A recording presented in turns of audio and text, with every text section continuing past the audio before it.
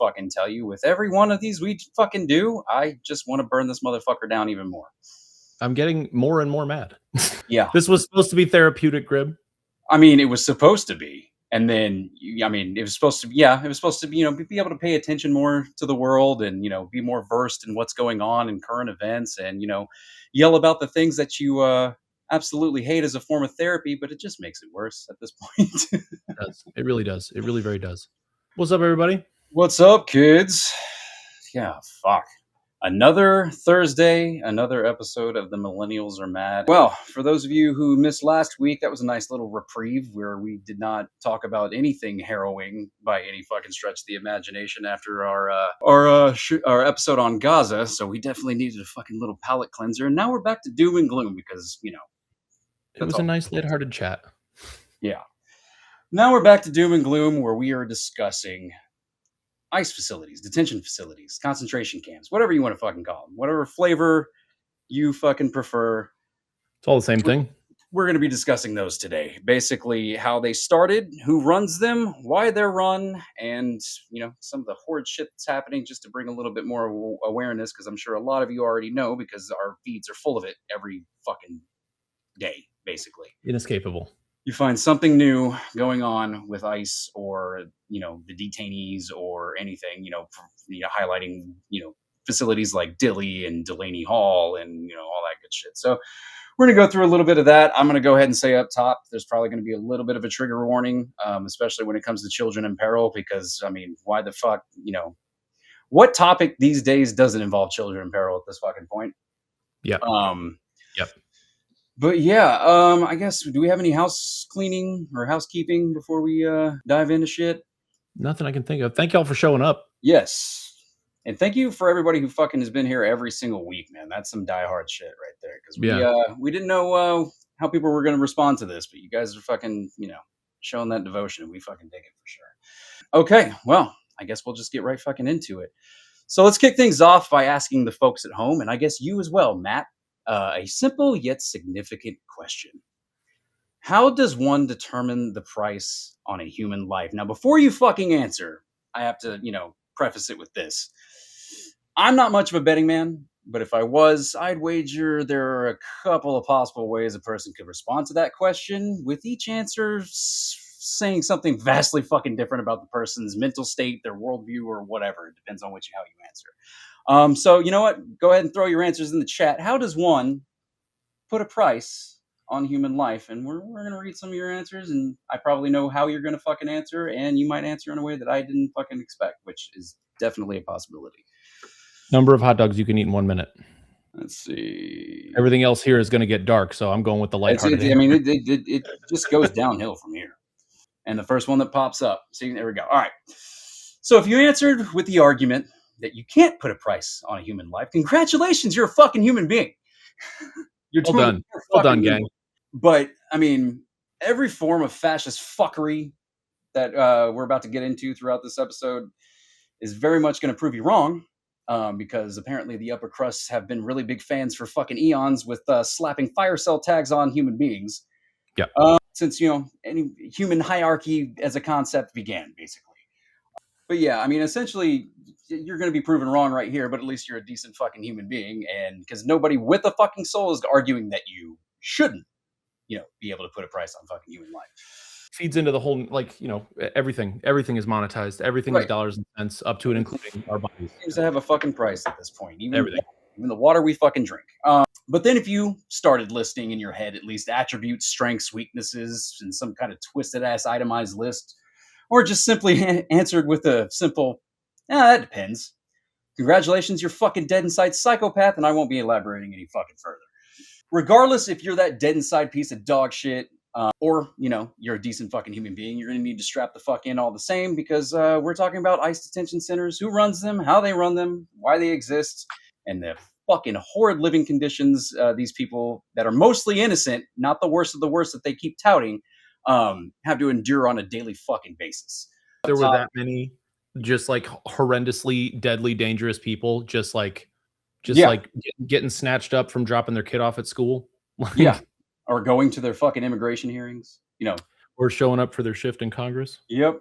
Fucking Jesus fucking Christ, dude. It's all fucked, man. But like I said up top, there's going to be a little bit of a trigger warning as we get into this. But before we start getting into the nitty gritty of it, I guess, let's take a trip in the fix your fuck ups device or the time machine if you're feeling froggy. We're going to go back to a time before we were graced with wonderful agencies like ICE, who likes to boast rosters comprised mainly of Nazi fuckwits, all the way back to the distant year of 1983. So, actually not too fucking long ago. Almost, well, over 40 years, a little over 40 years. A little over? I mean, just before, were you an 86 baby? I was an 86 baby. End of 86, but either fucking way. Same. But yeah, all the way back in 1983. So the concept of immigration detention is fairly new in the grand scheme of U.S. history. But around this time, enterprising, strapping old strap-ons Tom Beasley, who's a Texas businessman, Dr. Robert Krantz, who's not even a fucking doctor, that's just his fucking name. He's a middleman and a financial planner. And Tom Beasley's former roommate. Does he have a doctorate? No, his name is Doctor. His middle name is Robert. His last name is Krantz. Get the fuck out of my ass. What are you saying? Not even a fucking real doctor. So that's fucking fun. And then former prison official, fuckface extraordinaire, Terrell Don Hutto. They formed something called the Corrections Corporation of America, or CCA if you're fucking nasty. Oh, and all the way, just in case you were wondering, they're all Republican. So. Oh, yeah, well. How about that? But I feel like that almost went without saying. Right. I mean, it usually fucking does, but with some of these establishment fucks, who can tell at this point? But this merry band of dipshits formed the CCA to basically supplement a bit of the burden brought on by what was called the Tennessee prison crisis of the 1980s, where all of the state's prisons were ruled by a federal judge. They were deemed unfit for human habitation. And they were deemed unfit due to the following, and let me know if any of this shit sounds familiar: lack of proper medical care, overcrowding, horrid living conditions, and frequent violent uprisings. Does that sound fucking familiar? What? I can't honestly think of where I've heard that shit before. But whatever do you mean? Yeah, it sounds fucking familiar. But basically, after learning of this supposed crisis, good old Tommy boy set his sights on fixing it. And don't you just love rich people with connections, working to fix a problem out of the goodness of their own hearts? I feel like in this case, rich people with connections are like my version of inside jokes to Michael Scott. 100 fucking %. Love inside jokes. Let it be a part of one someday. Because according to good old Tom over here, you are full of shit anyway, because he's going to make that goddamn bag while he's fixing this problem every fucking time. Because he's like, why not fix the problem? Get in good with the government, make a few bucks on the side. Fuck it, nothing wrong with profiting off of human pain and suffering. So they started providing privatized prisons for mom, dad, and baby, just a fucked up, forced fenced-in fun for the whole family. But good times. Yeah. So they basically would open facilities for male prisons, female prisons, juvenile halls, medical or mental health facilities, that whole fucking deal. Oh, and we all know the quality of mental health facilities back in the day. Right. Jesus Christ, man. It's especially during the fucking Reagan era, where he shut them all down and just like let them all fucking roam the fucking streets. Like they had nowhere else to fucking go. And that. Well, you were saying the prison crisis was in the 80s, 83. You said. Yeah, that was the Tennessee prison crisis. Oh, that's true. That's true. But around the 80s, that's mid Reagan's first term. Right. And when it comes like to the 70s and 80s, especially, that's where like a fucking just spike in violent crime was happening everywhere all over the fucking country, especially in places like New York and shit like that. But yeah, it just got to a point where that spike in crime basically led to, all these facilities being at capacity. And they're like, well, fuck, what are we going to do? We can't just use taxpayer money to build a whole bunch of fucking prisons this quick. But, so basically Tommy, stepped in and decided he was just going to cash in on fucking confinement, essentially. Now, the CCA was later rebranded to Core Civic in 2016, I believe. But for now, they were called the CCA, the corporate, or what is it? Yeah. I'm still fixated on this doctor fella, and I feel like, dude, and it's so fucking funny too because like the two main players are Hutto and Beasley, but every now and then they'll throw the doctor in there, and I'm just like, this motherfucker. You're telling me his first name is Doctor? His first name is Doctor. His middle name is Robert. That's fucking genius. But it's also like, what are you doing? Well, if we name him Doctor, maybe he'll become a doctor. Fucking idiots. Because I mean, all these motherfuckers, like say, they're from the Bible Belt or Texas, essentially. So I mean, and if my my time here has been any indication, that's pretty on fucking brand. That's just like the 19 whatever whenever this dude was born, you figure, well, he's 30, 40, 50 something. So probably sometime in the 30s, that was their version of manifesting. 1935 maybe he was fucking when one of them. So yeah, back then their version of manifesting was just, we're just going to name him Doctor and hope for the best. Right. Now, the CCA has a few accolades it can boast, including maybe taking their Prisoners for Profit business international by opening Blackenhurst Prison in Worcester, England. So they took that shit overseas. And a fairly known little federal charming name. Jesus Christ. But here's an even more charming facility. It's a nice little facility you might have heard of, known as Leavenworth. Yeah, CoreCivic opened that motherfucker. So nice. Okay. And that's where the supposed worst of the worst. A stellar reputation as a prison facility. Oh yeah. I mean, especially due to its inhabitants as well, because like every biker movie you've ever seen is like, I spent time in Leavenworth. Leavenworth, yep. Or it's like it's either hardened criminals or like the most violent serial killers or whatever, or it's somebody in the government needed to just get rid of because they're inconvenient. That's essentially the two types that go to fucking Leavenworth. That's fair. We need to disappear you. You're going to Leavenworth. Right. But yeah, so they were established in 1983, but they didn't get into the immigration detention game until 1984, when, in collaboration with the U.S. Immigration and Naturalization Service, aka the INS, they converted their first facility was a converted hotel called Olympic Motel in Houston, Texas. Tell me if this sounds familiar, into basically a makeshift detainment camp. So they turned a motel in Houston into a makeshift detainment camp. I hate this timeline. I don't want to be here anymore.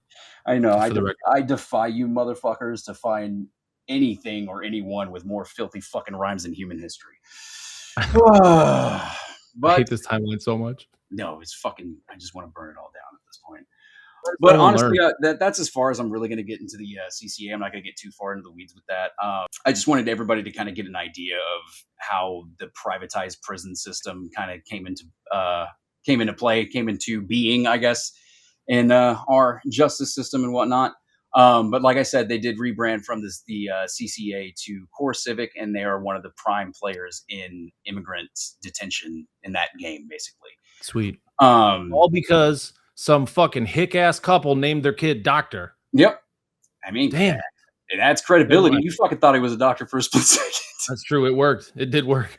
Granted, you can also argue that nobody would be fucking stupid enough to name their kid Doctor, but, we've been... Was it spelled Doctor like O-R? It's spelled like Doctor, D-O-C-T-O-R. Damn, diabolical. Yeah, dude. I'm never going to recover from that. Just so you know. That's going to fuck me up for months. But anyway, let's see where we're at here. Now, while CoreCivic is arguably the first and one of the main players in the privatized prison industry, if our capitalistic system is any indication, you've probably figured out by now that they're not the only fucking game in town when it comes to this goddamn racket.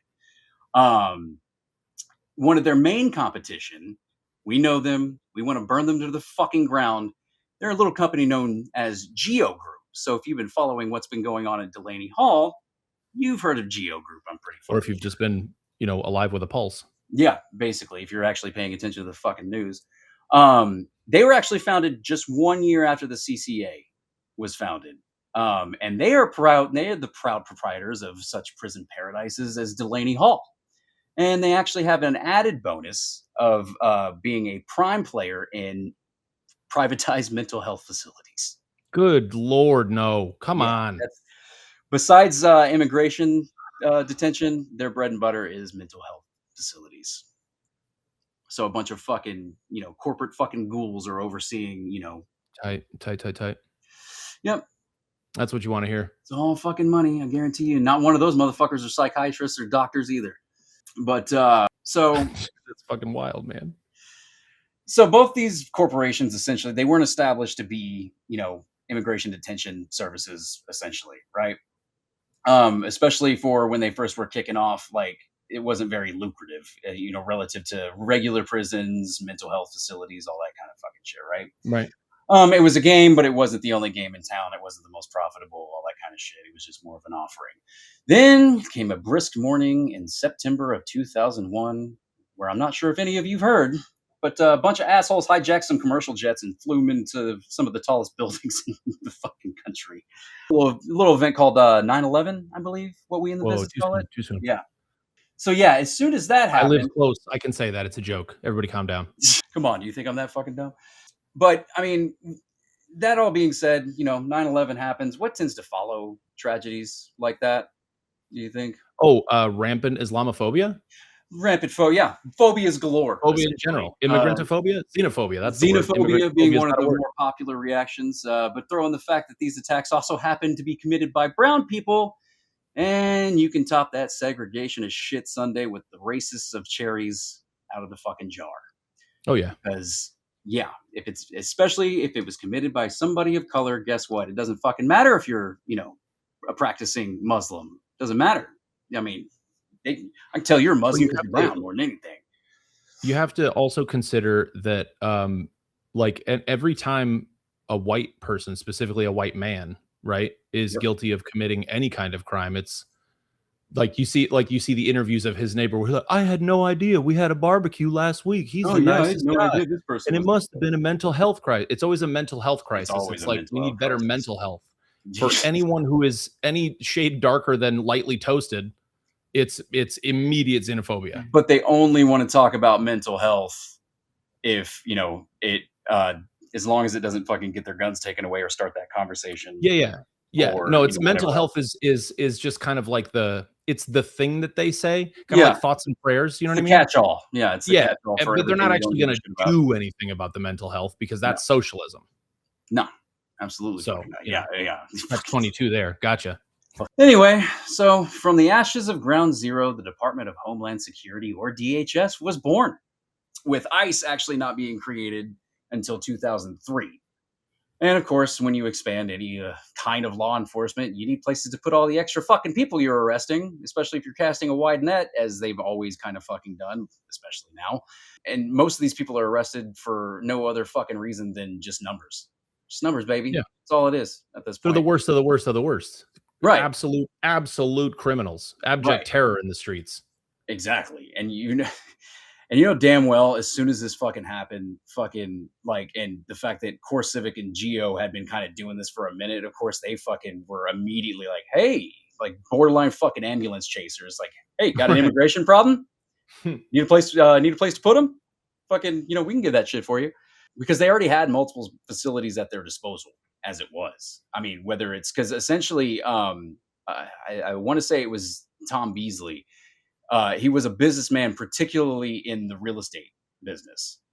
So he already had properties that he could possibly, convert into some kind of detention center, at least temporarily. And that's going to be a big fucking theme too. A lot of pop-ups when it comes to certain, times of fear in the political sphere, essentially. I just feel like it's funny, like their typical narrative about like who the villain is. When you have people like Tom Beasley walking around, that's a villain name. Yeah. Like, oh yeah. Tom Beasley. Sus. Immediately I have questions. What are you doing here? Who sent you? That's wild. I immediately think that you're a Harry Potter villain. Tom Riddle, that was what it was. It was fucking Tom Riddle. So Tom Beasley, that's pretty fucking close. But yeah, as it was, since they've had, multiple facilities at their disposal, and they've been in the private prison game for a minute now, they were basically shoo-ins for the government contracts that were to follow 9/11. Especially with W fucking, flailing about. Because, I mean, his whole thing was he was supposed to be a president of education, not a fucking wartime president. It didn't fucking age well. But yeah, they were shooing for government contracts. Not to mention, they were fucking fully engorged at the prospect of making a shit ton more money on human pain and suffering. You know what I mean? I don't love your use of the word engorged there, but I'll take it. Dude, at this point, they're just words. It's accurate. But I mean, I guess before we get into the fucking nitty gritty of the horse shit, it is important to kind of get a general understanding of basically the business plans of these kind of facilities, where the government fits in, what the business model is, who the proprietors, and who just fucking rents them out, all that shit. But kind of just in a nutshell, not every ICE detention facility is owned by DHS. Not every government contract involving immigration detention is handled by ICE or DHS. Sometimes those contracts belong to the city or county the facility is located in.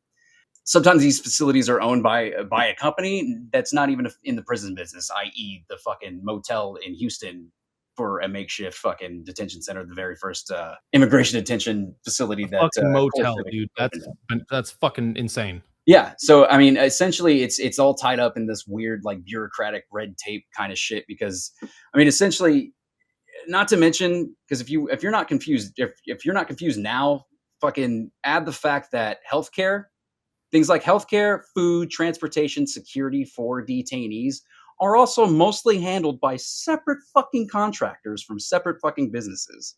Sweet. Hell yeah. So it makes it way more of a pain in the ass to be able to follow the money when it comes to this kind of shit and the shit that's happening. Like any like negligent practices by the medical contractors or the medicine contractors, or the rotten food when it comes to the fucking catering and all that kind of shit. It makes it much more difficult. One thing you'll definitely see, especially when it comes to good old Trump 2.0 and his mass deportations, is they jump through so many goddamn hoops to tie any kind of allegation or any possible illegal action that they're committing in in litigation hell, essentially. Like Yeah. I mean, the first thing we heard when it came to these facilities were they would all constantly move people overnight, under the cover of darkness. So like family members had no idea where their, family member was taken.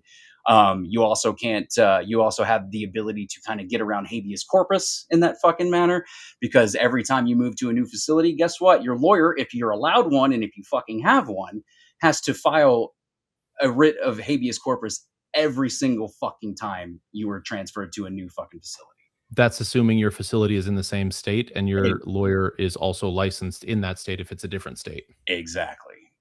Or if it's federal, or if it's fucking completely different, or if it's private, any of that shit. All of those factors factor into, how you can possibly get released or get like some of these abuses to fucking stop, at least prosecute it after the fact. But like I said, these motherfuckers throw so much bureaucratic red tape and try to get around all these fucking, gross abuses, that it makes it damn near impossible to keep up with every single fucking one of them.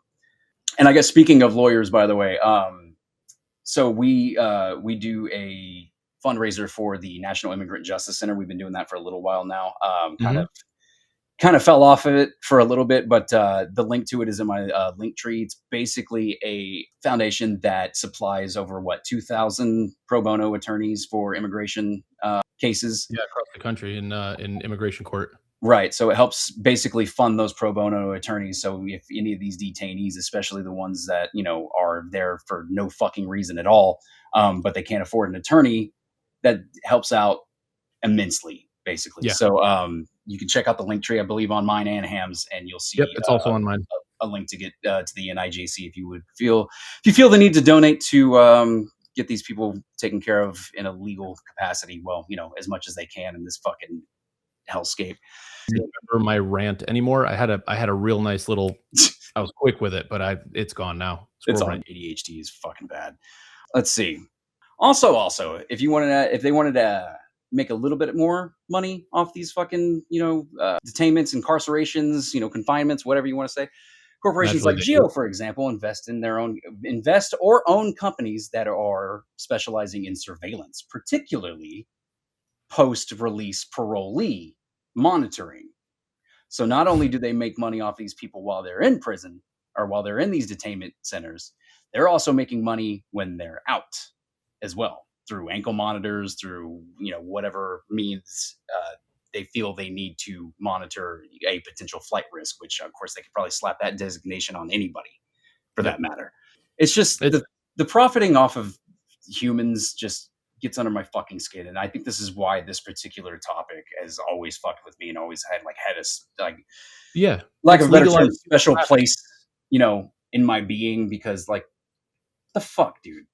It's legalized human trafficking. Yes, that's all it is. Yeah, it's state-sponsored barely legal, human trafficking. Barely at that. Because I mean, again, talking about the conditions that you've mentioned and the things that they're lacking in, like, just so everyone is clear, these things are like, there is a global set of standards through the UN for prisons. It's called the Nelson Mandela rules. If you're not familiar with those, you should look them up. But it basically just sets like the minimum acceptable benchmark for safety, healthcare, dignity, confine all of it, solitary confinement, the conditions of confinement, all of that stuff. There are minimum acceptable standards, and the UN has, like, we've all agreed to them. And this is happening here on our soil with your money. Yeah, we don't have to.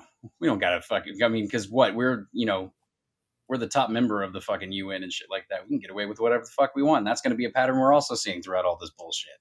Yeah, because the U.S. has veto power, and bet money that's going to be something, that's going to be a conversation that has to be had in the relatively near future. It's been had like a lot, especially with declaring what Israel's doing in genocide. Like that plays already a huge fucking factor in even recognizing or acknowledging the fact that that's happening over there. Yep. So I mean, with this shit, it does feel like even if other countries did intervene from a diplomatic standpoint, it wouldn't do much fucking good for us if the person, in that room with them, the American in that room with them, is part of administrations like this. Right. Exactly. Like our whole system anyway is fucking, obviously our justice system is glaringly flawed. I mean, and it's powered by laws implemented mostly by a bunch of money grubbing fucking bigots anyway. Like that's where a lot of, that's kind of what you said in our modern white supremacy episode, where a lot of these bigoted ideas were put in place by, the men essentially. And I mean, not only does it do that, it plays a fucking pivotal role in influencing public opinion. Because I mean, I don't know how many times anybody, like if you're arrested, if you have a record, it doesn't matter how minute it is, no matter how minor the charges, people look at you down on you, period. So if you're in a position where you can influence public opinion and shit like that, you can get away with pretty much fucking anything. And I will tell you, and I mean, it's something that we all definitely know, is like nothing can get a motherfucker richer than racism. It's the easiest and fastest way to get rich, I think, in this country. I mean, that's essentially, like you said, that's how all of these things are just systems that were put in place to benefit a certain class of people, a very specific, like rich white dudes, basically, in the short. Well, yeah, and basically line their pockets and whatever investments that they're in. Like, I mean, for example, with the whole even barely THC ban here in Texas, I mean, we have so many freaking prisons in this state that, I mean, wasn't there like a 60% approval rating for legalization in Texas or something? It was like 60%. Oh, dude, it's higher than that. It's I mean, they passed, like I said, it was barely even weed to begin with, but they passed it in 2021, I believe. And then sure enough, they just fucking closed it down again. Because one could, I mean, but with all that shit, one can argue that they do it for like the liquor lobby, especially in Texas, where we fucking drink and drive for sport down here. Yeah. Or you could argue that it keeps, asses in the prisons to where you can exploit the cheap labor and, get paid by state, local, and federal fucking government to do basically whatever the fuck you want. And they get paid a fuckload of money per head. Like they get paid a shitload of money. They don't spend even a fraction of it on the actual people in the prisons. Right. And of course the fucking, public opinion being as racist as it's always fucking been since we fucking landed on Plymouth fucking Rock.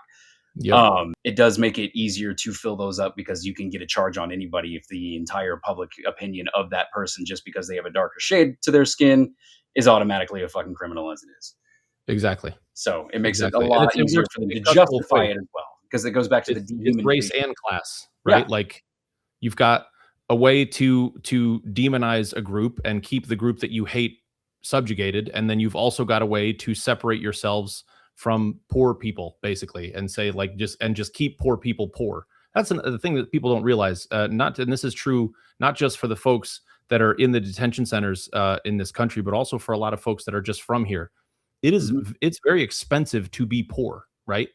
Like you and people always like, well, what do you like? You live off, but like that's the problem. You live off of cheap shit food that makes you sick. Our food makes you sick. Right. And then you can't get health care. You can't do anything about it. And all you got to do is work fucking 3-4 jobs, try to keep the fucking, the cabinets full. But the whole time you're just a hamster in a wheel. And it's full of that, and it's full of the processed shit made in factories where they just relax the fucking health code restrictions and whatnot. Yeah. I mean, even fucking more. And I mean, even there was a conversation a while back. It was like you could get a cheeseburger at McDonald's for $1. Yep. But like, try putting a salad together for $1. Try putting something healthy, like a healthy meal together for the same amount of money it costs you to buy McDonald's. It can't be done. No, absolutely fucking not. I mean, even with what in like 2010s where like the organic shit was like the trend and whatnot, and it cost double what a normal I guess a processed version of whatever fucking food item that was. Really makes you wonder though, like even back then, if it was twice as expensive, god damn, man. Like if it was really better than the processed stuff, and it may very well have been. I certainly didn't know because we couldn't afford that shit. But like, kind of makes you wonder what the fuck you've been eating this whole time. Well, I mean, fuck, dude. What was it? The government cheese? Didn't that spawn from the Reagan administration? So I'm pretty sure my ass grew up on government cheese for a little while. I do love me some government cheese, though. Don't tell anybody. Fucking just bricks of that shit. Remember that fucking shit. All right. Well, that kind of gives you the idea. Now we're going to kind of get into a couple of the facilities. Again, fucking trigger warning because we're about to get into the abuses and whatnot. And we're going to start with one that a lot of you are familiar with, the Dilley ICE facility in Dilley, Texas. So kind of my neck of the woods. Now, not really because it's still like a 6-hour drive from where I live to get to Dilley. But everywhere in Texas is a 6-hour drive. That's insane. Obviously, I wanted to highlight, one of these facilities in my own backyard because, again, our state is, basically runs on prison labor and, making sure prisons stay at capacity. Right. Now, I mean, I'm going to say up front, I haven't spoken enough about the Dilley facility. And I know I pretty much probably should have, and maybe this is my fucking, penance if you believe in that kind of voodoo. But that's kind of one of the main reasons why I wanted to highlight it, because I feel like I wasn't talking about it enough. Well, part of this stuff too, just to take a moment for you as well, like part of this stuff, like, y'all, we do our homework, right? When we start talking about stuff, like obviously we have a base level of understanding and knowledge. Right. But like, the one we did a couple weeks ago with Gaza and all that stuff, like there's a lot of stuff that you don't know until you know, right? Like there's a lot of shit that you maybe don't realize how bad it really is until you do know it. But it's a learning experience. And I think the important thing is that you're doing it now. So yeah, better than not doing anything at all, I guess. And that was always the thing we've always said is like I could not do something, no matter how fucking small or big it is. But yeah, that was basically the main reason why I wanted to get into this one. But this one in particular is run by Core Civic, so the CCA. It was constructed in 2004 under the Obama administration when he was in his deporter-in-chief era. It closed. The Biden administration closed it down 10 years later, so in 2024. And what do you know? Fucking good old Molesticon Don opened that motherfucker up the following year. And as it stands, it is currently an over $15.6 million drain on the American taxpayer a month for this facility. A month, not not a year, a fucking month. They're just fucking hemorrhaging cash over there. That's encouraging. Like, I mean, wonder why we're fucking bankrupt and can't get healthcare and can't get decent food and can't get any fucking thing. Well, they said if he continues at this rate, Trump will, I think, have been responsible for over 43% of the national debt alone. That by the time his second term ends, he'll be responsible for over 43% of the national debt, which is fucking insane. With the fucking war in Iran, like all that shit, man. He's basically pissed away our money. I mean, that's always kind of what we said too, is basically he's just selling this fucking country for parts. It's like he's selling the country, its values, and its fucking people, essentially. Yep. For parts. And he does not give a fuck if he runs up that deficit, because guess what? This is his last fucking term if, he doesn't, his demented ass doesn't think he can run for a fucking third term again, which would be... I'd be shocked if he lives to the end of his second, to be honest with you. I fucking hope so.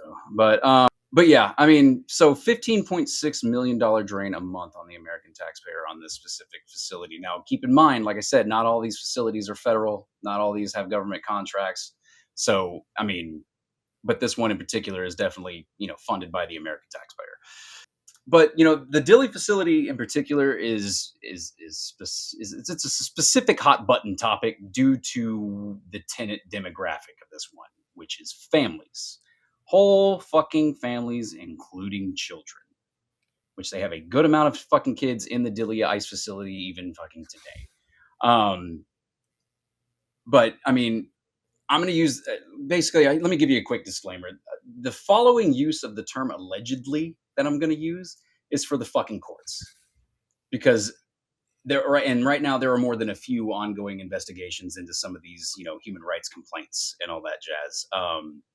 But I mean, while I'll say allegedly, I don't believe these motherfuckers beyond a stretch of the imagination. I don't believe any fucking denial these assholes have to offer, and because I mean, it's gotten to the point where I mean, it is like cartoon TV show fucking villain level shit where they just kind of just do this shit out in the open, and it's obvious to us, but I mean, apparently not to fucking everybody. No, they didn't watch much cartoons. They were but essentially we know they're full of shit. Yeah, essentially we know they're full of shit, and odds are the majority, if not all, of these complaints are 100% fucking true. But I don't want to get sued, so we're gonna say yeah. I don't feel like getting sued, so we're gonna say alleged. These are alleged facts. But getting into it, here's a few other reasons it's a hot button issue. Basically, since Supreme Leader shits his pants reopened the joint, the Refugee and Immigration Center for Education and Legal Services has documented more than 1,500 medical complaints, more than 100 complaints of prolonged confinement of mothers and their kids, and the psychological trauma accompanying that shit. No, obviously the greatest hits: no clean drinking water, shitty, rotten, worm-infested food, if they get fed at all.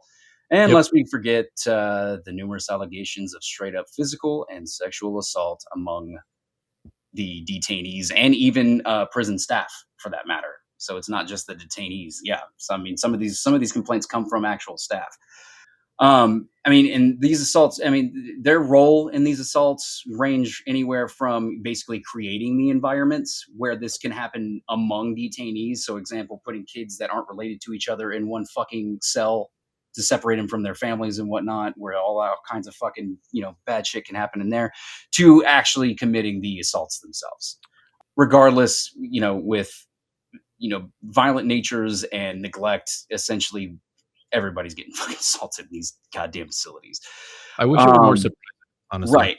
With Dilley in particular, the most notable instances is one being a guard almost breaking the hand of a 5-year-old Honduras boy who went to go give the dude a high five, missed, and accidentally hit the dude, and it pissed him off so much that he jerked that kid's fucking hand and basically almost broke it. It was, bruised, swelling, all that kind of fucking shit. And of course, inadequate medical attention for that. They basically threw some ice on it and maybe an ace bandage and went on about their fucking day.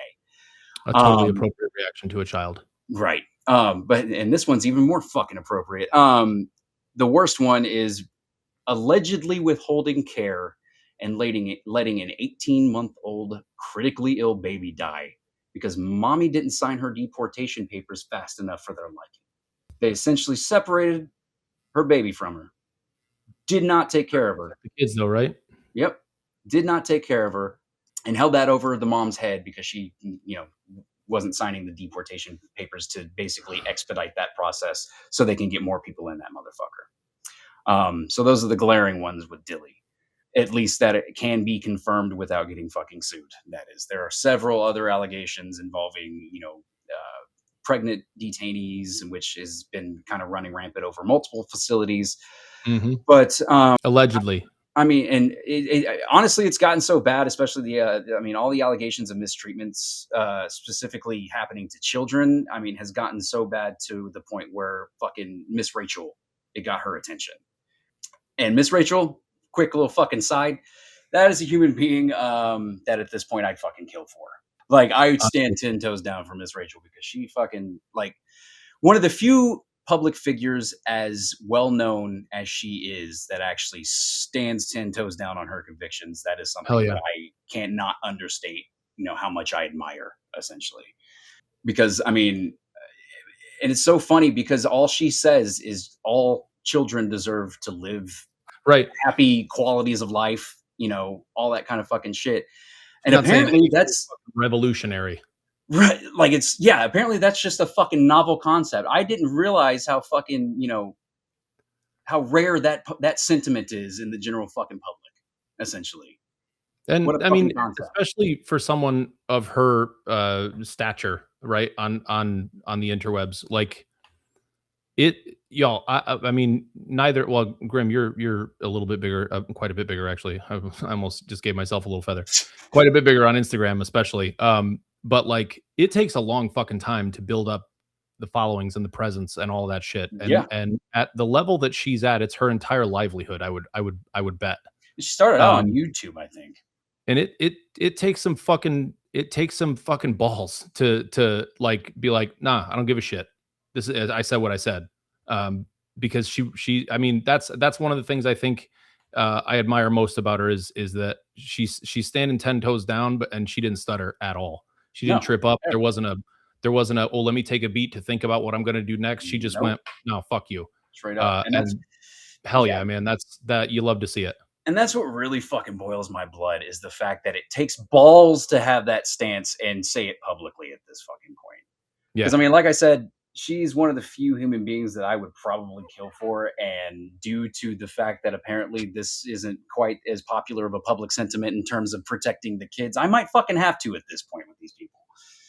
I Yeah, feel well, like and it consider, I anyway. mean, that's, I mean, especially with the kind of content that she makes and the stuff that she focuses on, like Right. that's the world we live in now. A ton of people rely on content like hers to help occupy, but also educate their kids and like teach them good stuff and all that. And I mean, we've been in the cancel culture world for a long fucking time now, Yeah. and it don't take much for especially that side to get all up in arms. Oh yeah. And that's it. You're Even though fucking we're cut the off. crybabies. Yeah. Yeah, right. Useless fucks. I swear to Yeah. Christ. Put But a yeah, I mean, put a trans person on a beer can, see what happens. oh my god, yeah. What is it with their fucking like beverages that they just rail I don't against? know. They Who rail drinks against vodka what? anyway? That's what it is. Starbucks, Coke, Bud Oh, Light. yeah.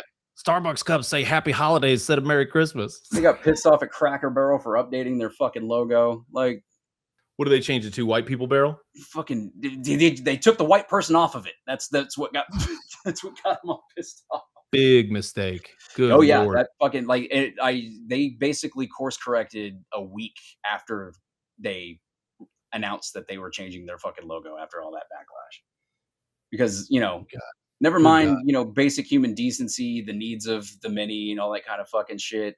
My Coke can doesn't let me say a half-ass Bible quote that I barely fucking remember that I'm trying to show you how I'm a fucking benevolent In human a being. book that I've never fucking read. Right, exactly. But I mean, either way, with the fucking facilities, whether you're a fucking detainee or you're a fucking protester, like you're just these people fucking want you basically suffering and out of the fucking way as fast as fucking possible.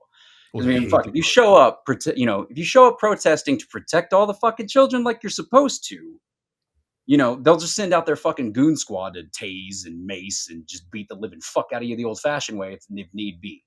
Oh, have you heard about their newest expense that's projected? Shot gloves? Shot gloves. Yep. $20 million on Yep. gloves to tase people. Can't even get body cams on these motherfuckers, but shot gloves. Shot gloves. And even with the body cams, I don't know if you've heard this, but yeah, they're going to distribute body cams to all the agents, but they're not going to have it be company policy that they need to divulge the recordings of said body cams. Okay. Cool.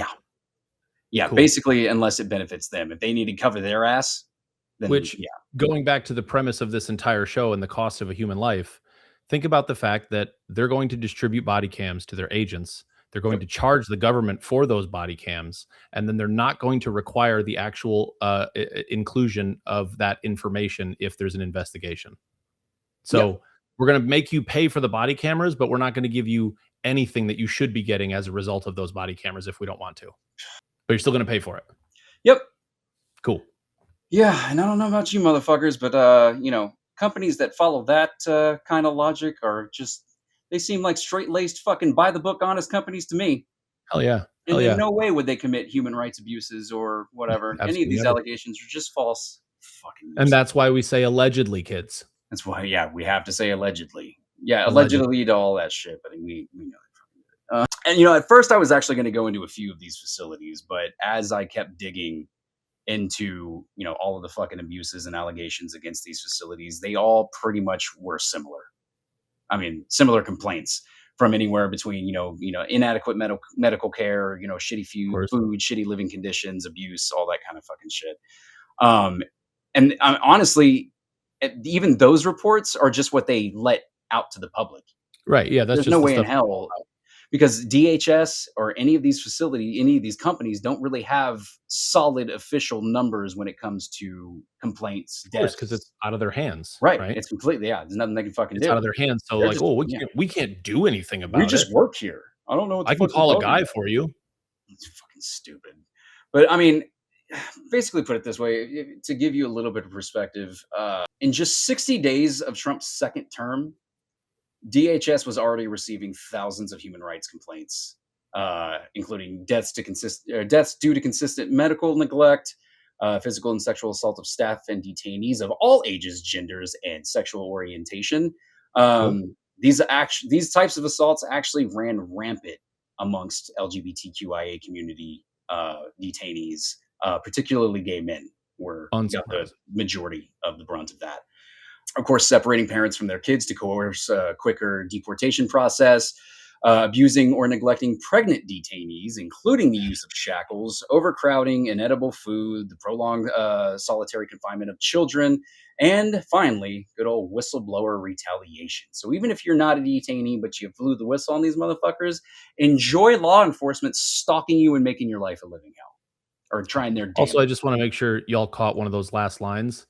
Solitary confinement for children. Yep, Want to make sure that one stuck. they're throwing kids in the shoe. Yep. Prolonged or otherwise, that's fucked. Yes. I mean, Like but yeah, I at mean any length of time, that's fucking but what? that's a primary sticking point in terms of these complaints is it's prolonged. Like they'll fucking put those kids in there for days and not really even check on them barely, unless Cool. they're being violent or whatever. I mean, also gotten to the point where fucking they let detainees in some of these facilities tie nooses out of sheets if they're feeling the need to check out early, and they just let that happen too. Because basically at that point, again, it's out of our hands. We didn't tell them to do that. Yeah.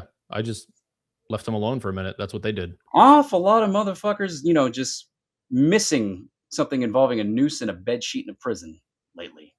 That's just goddamn. Goddamn. Pretty much. Pretty fucking much. Because the majority of these too, I mean, like I said, a lot of the services within these facilities are actually delegated to other contractors, including security, aka the guards and whatnot. And some of Right. these facilities, these companies don't adequately train their fucking guards at Of course all. not. And so it gets to the point where the turnaround rate is uber high because they either get fired because of the use of excessive force because they weren't fucking trained properly, or they just quit because not only are they trained shitty and some of them are in these shitty facilities, they get paid very shitty too.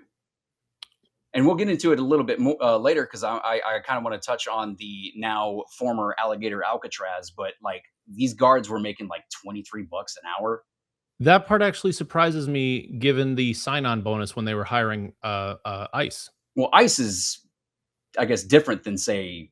I mean, True, yeah. That's gonna be granted, different. ICE is there to kind of guard the building now, as far as crowd control and protesting, is along with Guard the local building and police. snatch them off the streets and shit, and then Right. they're not. They're in the area anyway. Yeah, they have a place to fucking put them. But like in terms of the actual staff of these facilities, it's a little bit different. Either way, the similarities are in the shitty training or the just complete laissez-faire attitude towards any possible violation against human rights and dignity when it comes to detainees, because it always comes back to what? Dehumanization. It's what Yep. we talked about in Gaza. It's what we talked about with the white supremacy groups and how they treat people of color.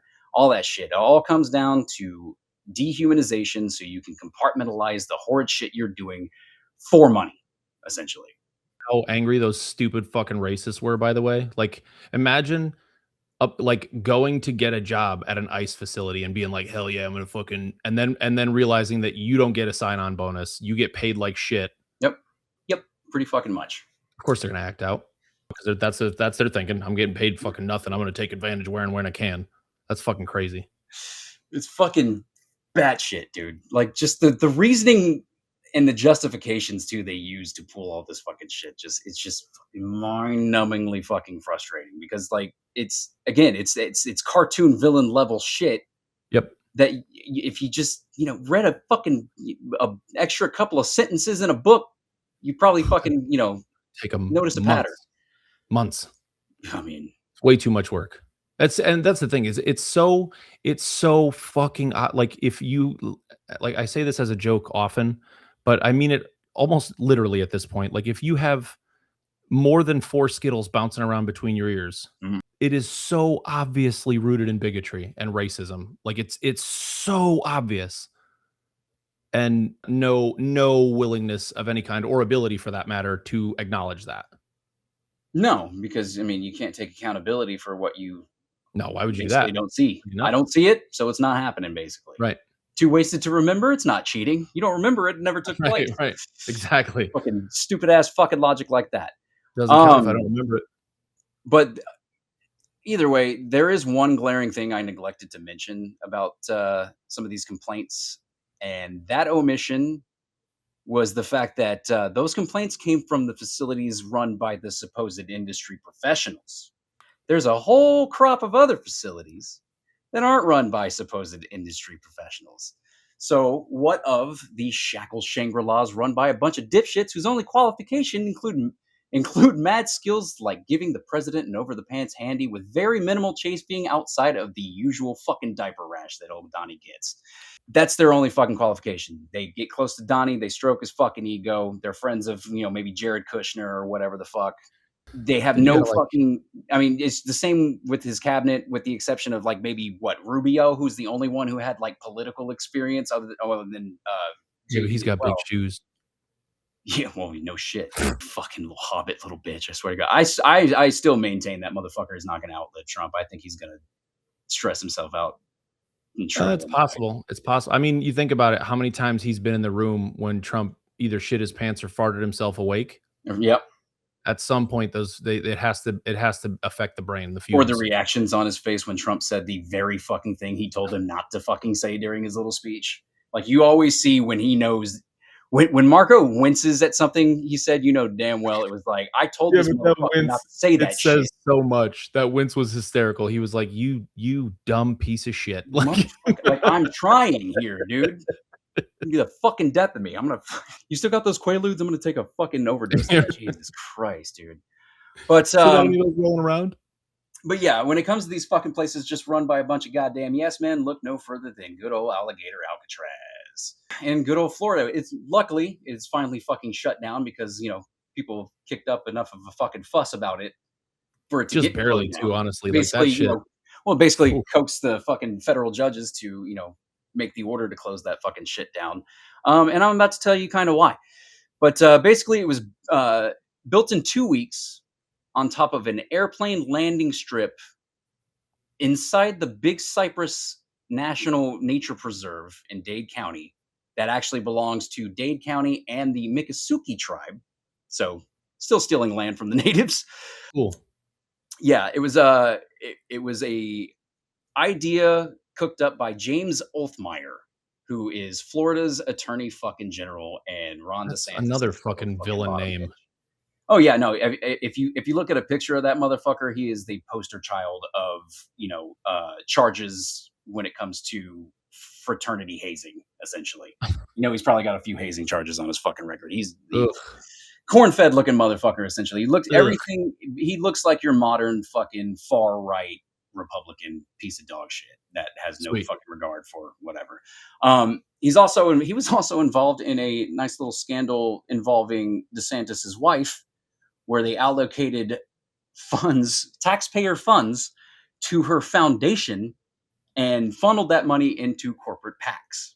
Was her foundation for high-heeled booties for Ron? I forget what it was. It's called like the Hope Florida Foundation. Yeah, But we hope Ron gets taller. She essentially laundered money through her foundation to give to PACs and dark money and all that kind of fucking shit. So, I mean, just a whole cast of fucking just straight-laced characters when it comes to this fucking bullshit. Really good people. Yep.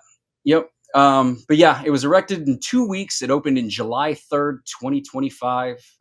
Basically consists of tents, trailers, porta potties, dog runs, all that kind of shit. And it was initially meant to be temporary, but it didn't take long before all the reports started coming out of how really fucking shitty these, guards and companies were fucking to these detainees. Weren't there pictures of oh no, maybe I'm confusing that with another prison facility. I think that was the one down in Venezuela where they were sending the detainees for a while. Yeah. I was thinking there was a picture of Christy Nome or one of them, the bird-legged hoe. She was walking through one of those prison facilities, and there was pictures of her, but I think it was down there. I don't think it was. I think it was. I think it was down. Yeah, I don't think it was Alligator Alcatraz. No, yeah, I think it was down there. I think. I mean, damn well, like DeSantis and all the fucking investors and all that kind of fucking shit. They showed up for the ribbon cutting ceremony of this piece of shit. But yeah, I mean, it took about 2 weeks. It ended up getting closed less than a year in June of this year, essentially. So a company called IRG Global Emergencies built the facility. Basically, took on the contract to build the facility. IRG Global Emergencies is a Texas company. Go fucking figure. That got the job a couple of weeks after they donated $10K to the Florida Republican Party. What? Money was exchanged for further profits? Yep. And I mean, the subsequent contracts that came with that little donation were, plentiful, especially with IRG and especially a company named, what is it called? Gotham's LLC, who also helped with the construction of Alligator Alcatraz. Fun fact about Gotham's, they were offered a job, the job to rebuild Gaza in Kushner's image after they, supposedly finished that war. So I hate this timeline. Yep. So yeah, one of the companies that built Alligator Alcatraz is also contracted to build Trump resorts in Gaza after they murder everybody all the way, apparently. Funny thing about good old Alligator Alcatraz, I was telling you what was like 15.6 million a month drain for Dilley. Mm-hmm. Alligator Alcatraz cost the American taxpayer 1.2 million bucks a day. A day. Wow. So one of the main things, basically, the cost of Dilley. Right.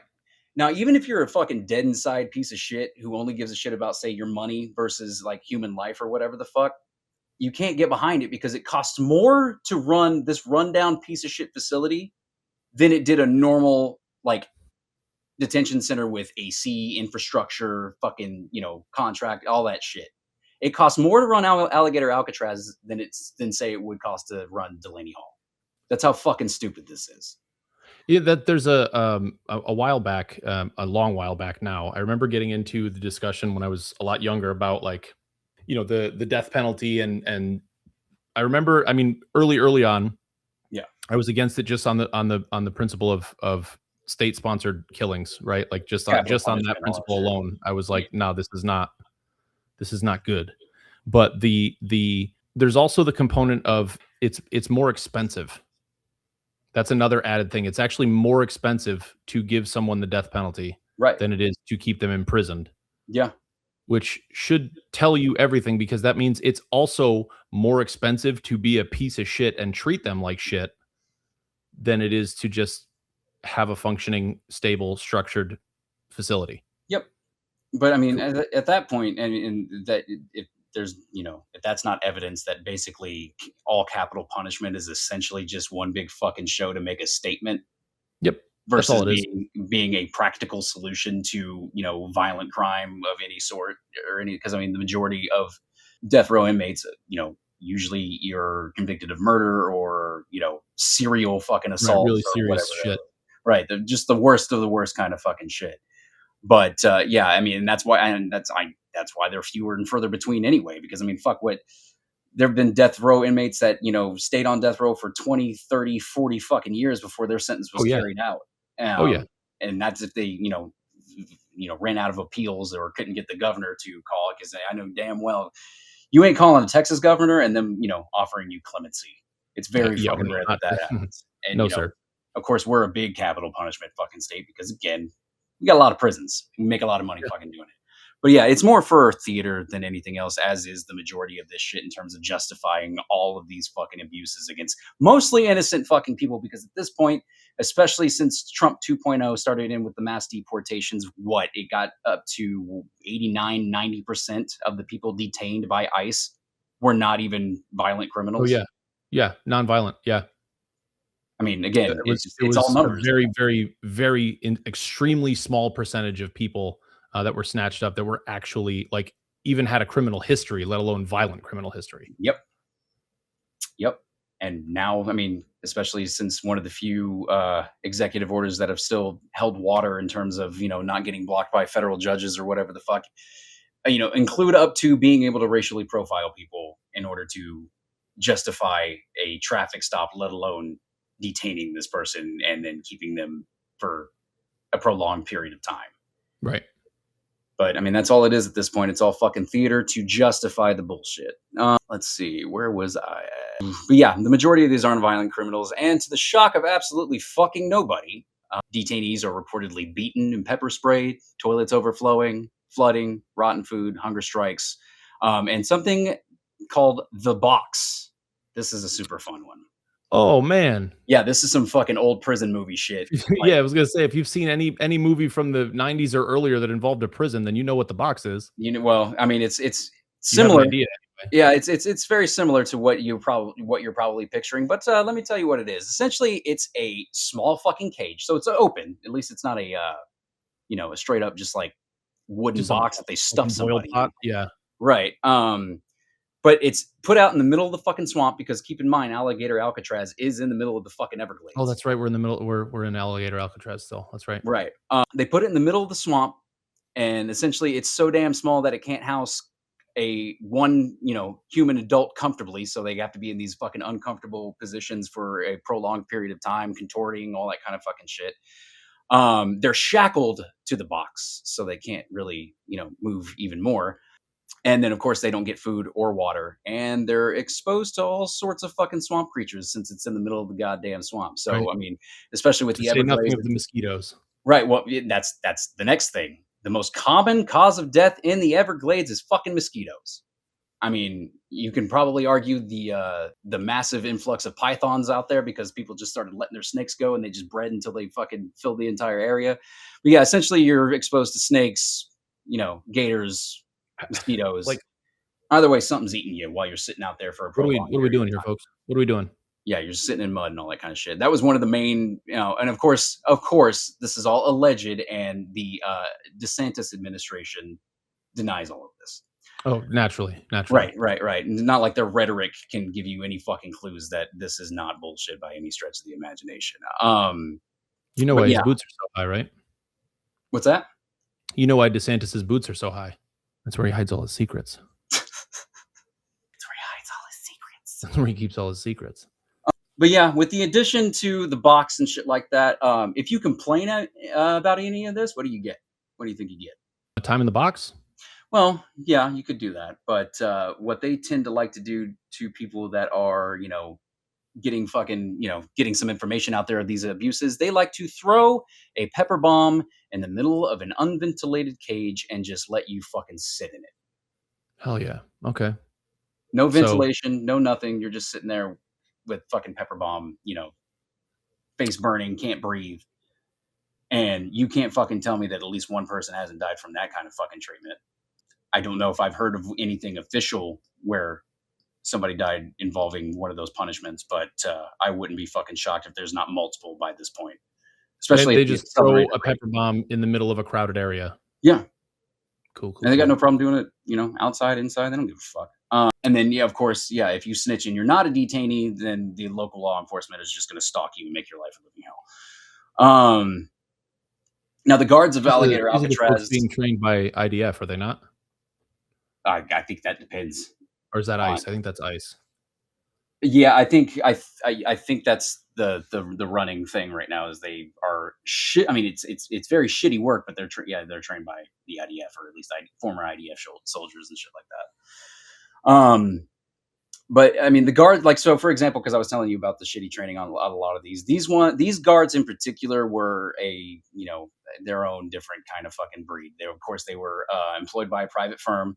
They basically did a shitty job at training their guards, a shitty job at retaining their guards due to, again, people being dismissed for being too goddamn rough or excessive force, or seasoned vets quitting because they don't get fucking paid enough. Not to mention, a good amount of them lived on site of Alligator Alcatraz, and they saw conditions not unlike the detainees. They were all housed in basically one trailer. The power that they got to power the entire facility was done by generators plugged into other generators. So very, very rare for anybody to get AC, light, any of that fucking shit. And I love that for them. Yeah, right. Well, for them at least. They fucking, they deserve worse. But and no private phone lines, like I said earlier too. So they can't call their family members to tell them where they're at, and especially that's if they weren't given the privilege by the particular ICE agent that arrested their family member of telling them where they're gone, because a lot of the time they don't. But yeah, you can't get in touch with your family. You can't get in touch with a lawyer, any of that shit. I mean, all that said, I mean, bottom line, I just wanted to highlight that these fucking abuses exist, and they've existed throughout multiple fucking administrations. All right.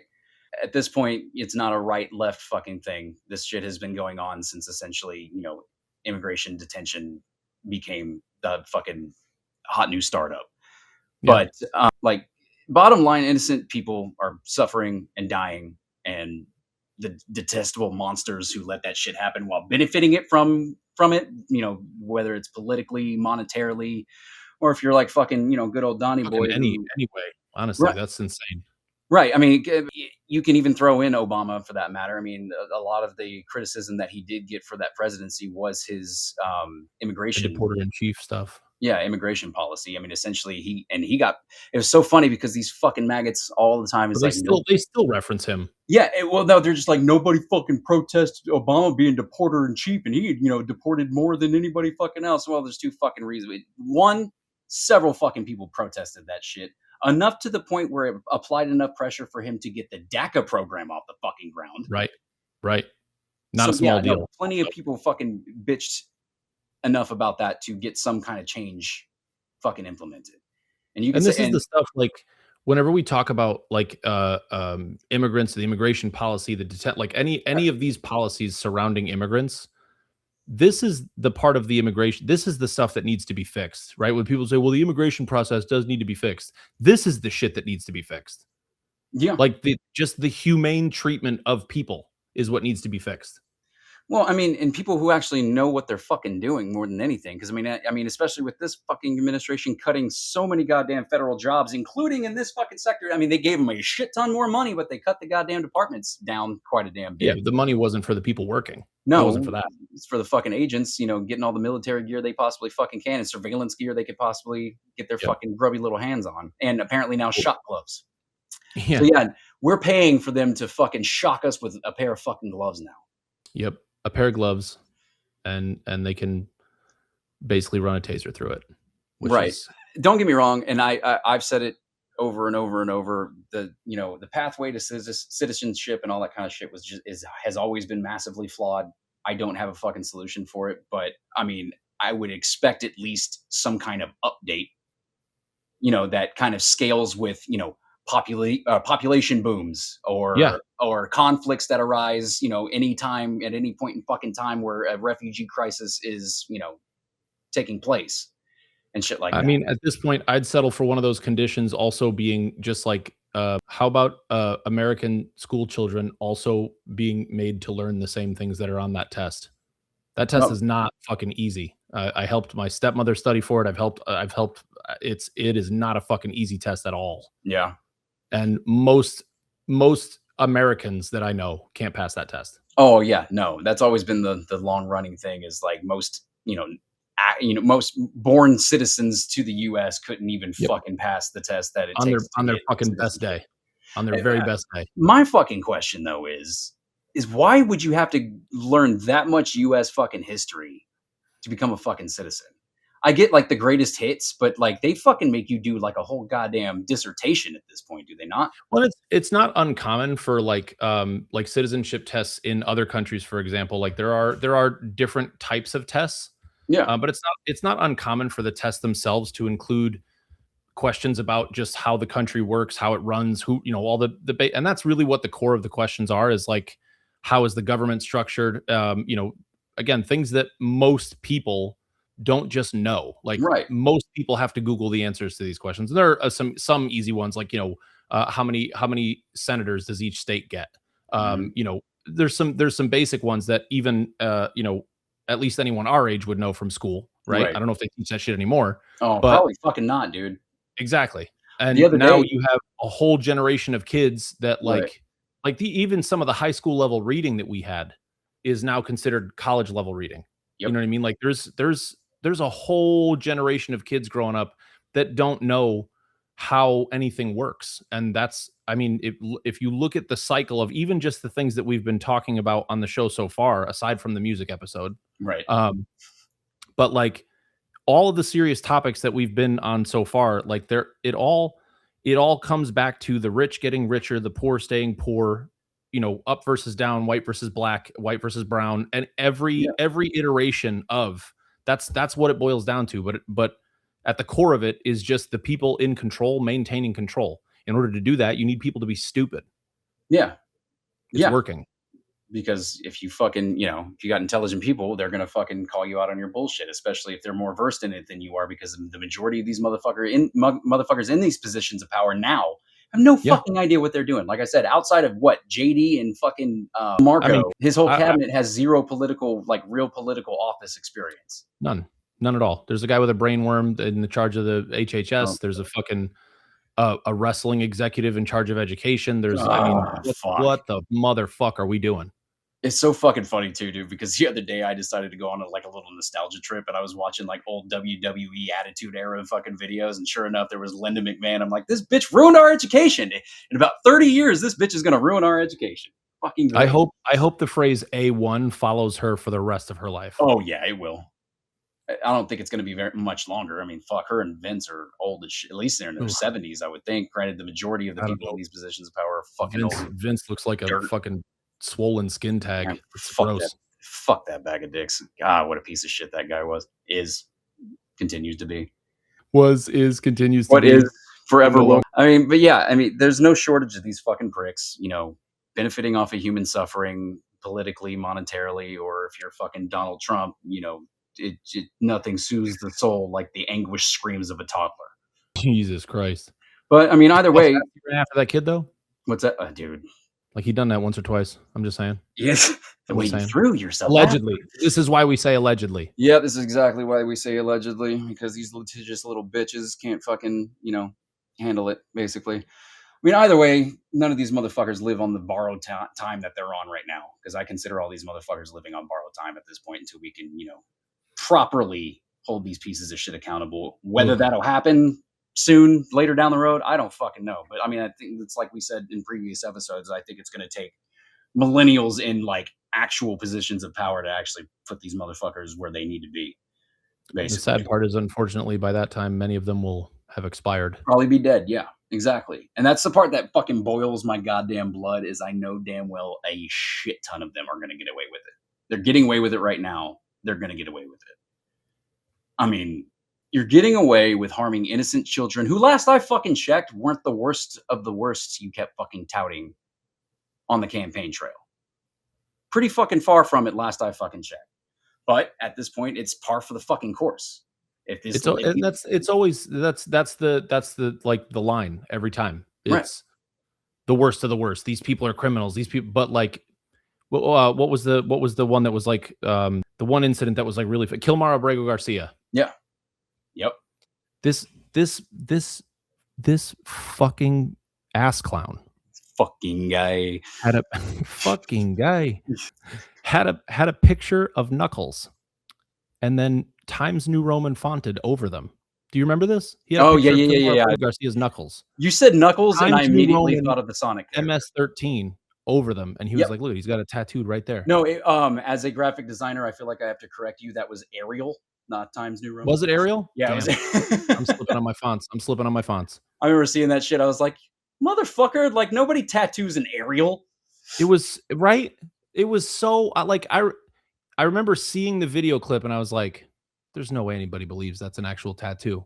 Dude, boy, did I underestimate these people. I've been fucking shocked. Like, boy, that did I just speaks underestimate to these like people. the amount of either willful ignorance or just blatant fucking stupidity will never not puzzle me when it comes Do you to know that shit. almost 100,000 people or more voted for Mike Lindell as governor? The My Pillow 100,000? guy? Almost 100,000 people. This man threw away, burned his entire livelihood to the ground Yep. over a lie. Yep. And because he had to give up his business to run for governor. Yep. And what I learned from that is that there are at least 100,000 other people who would burn down everything they own on some bullshit. Which is actually fucking terrifying to think about. I mean, granted, we hear it That's all the crazy, damn time. bro. There's almost 80 million of us that voted for that man, and we don't regret it. I bet you they didn't even let him keep a pillow. Oh, probably fucking not. No, they probably He lost his ass everything. real fucking with the board's like, Everything. hey, Mike, we're gonna have to fucking talk, buddy. Granted, I did stitch him recently when he was like, oh, I'm out for my bid for governor of Minnesota, and I'm like, Mike, there's enough goddamn snow in Minnesota. I don't think they need you bringing more of it in the fucking capital, because he's also known for hoovering that voter sugar on a frequent basis. Listen, I seen a clenched jar or two in my day. So, yeah. You know what I'm saying? It's pretty clear. As soon as you say that, I relax my jaw. I'm like, I'm not tweaking, dude. I promise. I haven't been skiing in months. No Colombian marching powder for me, guys. I promise. Jesus. Oh, Jesus. But yeah, I mean, fuck that guy. It's so fucking funny too, because like it makes you wonder how they get there. I mean, other than, just being super susceptible to suggestion and propaganda and all that kind of shit. And of course, maybe lack of intelligence, but it's like, what fucking caused you to, because I mean, it's gotta be just like a cocktail of fuck shit. I mean, yeah, fucking MAGA is what, a little over 10 years old at this point?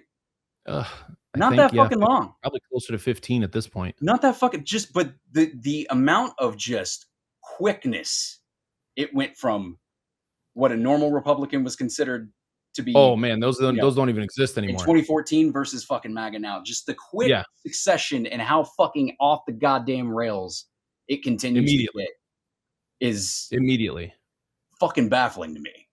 They got this all started, if memory serves, and I'm using a little bit of personal experience from this, but this whole thing started obviously in the Obama administration, right? When he was all these same people accuse Obama of being the most divisive president in history because he wore that tan suit one time. It really fucking tweaked their titties. And it really fucking burned them up. They hated that shit. That tan suit, god damn, the disrespect on the presidency. They don't like any shade of brown, dude. And 2 shades of brown in the White House? Absolutely not. Unless there's a red armband attached to it, they don't like brown. Right. But then, I mean, yeah, so it all started then. And then it fast forward into all the Q nonsense, right? Yep.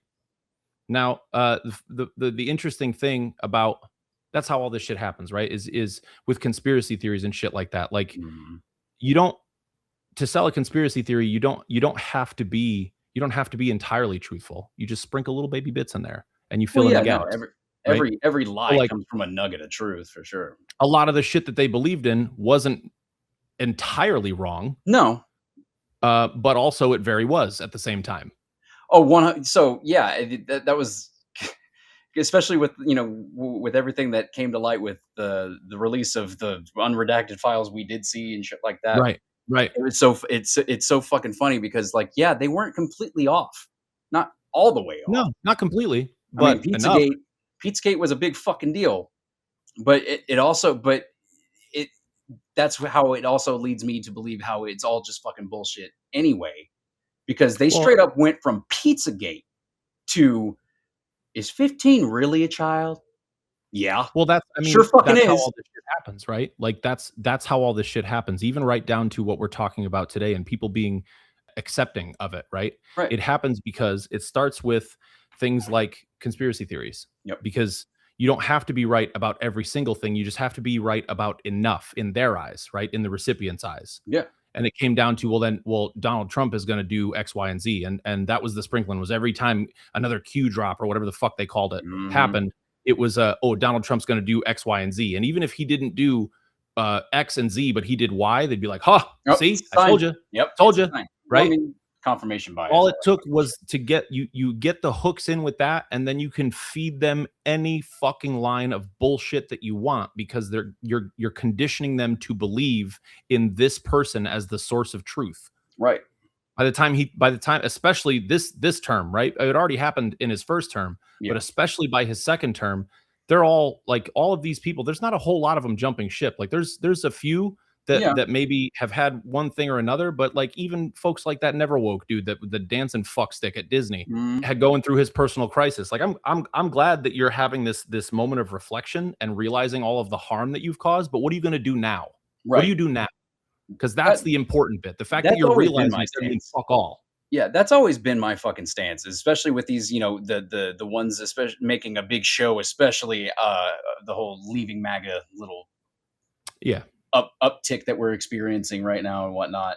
It's like, okay, dude, I'm not going to be nice to you. I'm not going to fucking, hold your goddamn hand and coddle you and say, it wasn't your fault. No, it very much fucking was your goddamn fault. But if you ever want a shot at having any credibility whatsoever, you had very little to begin with, but I mean, any shot at any credibility, or if you want to at least start mending shit with the other side and shit, like, get off your fucking ass. Do something. Get off your ass and do something to help us get the fuck out of this. Do the goddamn work. I mean, he's even had videos talking about how he recognizes the harm that ICE specifically and these like he's had videos talking about this thing, and he has these.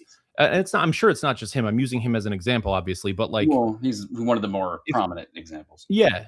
And if you're having this moment of clarity and you're realizing all this harm is being done or has been done, it is your responsibility above all else to do something about it. Yeah. Do something about it. Yeah.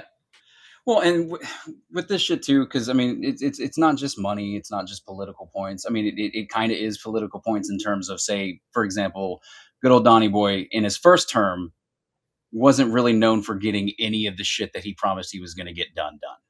The same shit is happening now, but you add the extra caveat of him being demented, paranoid, and fucking obsessed with the election. That's another big thing. They need. Oh my God, he won't stop with it. Yeah, they need a new fucking boogeyman. It's so fucking funny too, which going back to the being that susceptible to whatever fucking bullshit he's feeding them. It's like, okay, all he had to fucking tell you is that they cheated and you went and tried to overthrow the government. Meanwhile, in his second term, he's threatening to post armed agents at polling places, immigration agents, mind you. Right, like that. At polling places. One of his closest allies and buddies owns the company that supplies the majority of our voting machines.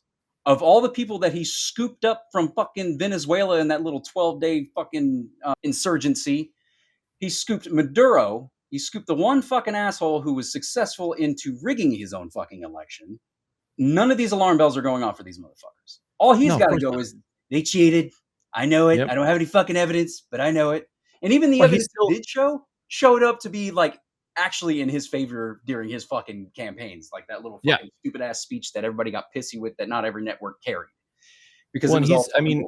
This is the same guy that I mean, they hang on every fucking word he says, right? Like that's what I mean. They're conditioned at this point to believe every single fucking thing that comes out of his mouth, regardless of how ridiculous it may seem or how just patently like, open your fucking eyes, open your eyes, and you can see that this is bullshit. That none of them have any interest in that. And I think that's the thing for me that kind of cemented it in the disconnect from, in personal life from a lot of folks is like, if you're still on board with this shit, right? Like even the ones that are just coming now, like, oh my God, there's so much harm being, what was it for you? You know what I mean? Like, that's still my first question. What was the thing for you? Yeah, Because what 9 times out of 10, it's, well, it affected me personally. Right. That's usually what it is. Or at least there was a video of some dude, some old fuck, all like pissed off because he was like, yeah, I voted for Trump. I didn't expect this because they snatched up his fiance. Yeah, that's right. The older guy. I'm sorry, the leopards ate your face? What the fuck? The consequences of your fucking actions? It's insane, man. But yeah, it has to personally affect them at this point. I mean, not to mention too, it either has to personally affect them or they got to let go of their goddamn pride and admit that they're fucking wrong. And that is one thing that a lot of these fucking idiots can never admit. Like, physically impossible for them to even admit they were somewhat wrong. And so they'll die on that fucking hill to preserve whatever false sense of fucking dignity they think they have. Yep. Meanwhile, they're all about stripping people of color and, undocumented migrants that were fleeing most likely a country that we, made unsustainable through whatever proxies or, direct action that we've taken. Exactly. And, it's their fault. It's all their fucking fault. It's always, I mean, that's the thing. I mean, dude, I saw a picture, I think it was on Reddit earlier today. There was a picture of Donald Trump and then beneath it, a picture of Mustache Man from Germany. Yeah. And obviously in color, black and white. And the top one was Donald Trump obsessed. And it says, Donald Trump obsessing over personal pet projects when he knows the war has been lost. Right. And then beneath it was a very similar picture of the Mustache Man with the same exact fucking title when he knew the war had been lost and he was obsessing over monuments and shit. Yep. Towards the end. Well, because those were the things that he feels like he can actually control at that point. Why do we have fucking gold statues? What? I don't fucking know. Even the fucking Greeks didn't really paint all their statues gold and shit. They actually fucking. And something tells me he hired the same dude to paint the statues gold as he hired to paint the fucking reflecting pool blue. Yep. Which I actually believe he also had a hand in building Alligator Alcatraz as well. Sweet. Yep. Sweet. Yep. That tracks. Yep.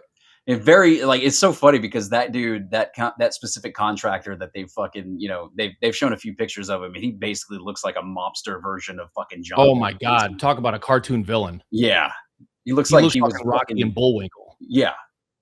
It's so fucking, he does look, fucking Boris. Boris and you fucking Boris from Rocky and Bullwinkle. And it's like his Mar-a-Lago neighbor gave the contract to him, a no bid contract, by the way. Yeah. Like it's every single fucking thing this dude does stinks of corruption and nothing from these fucktards. While propping up an economic system that's supposed to thrive on competition.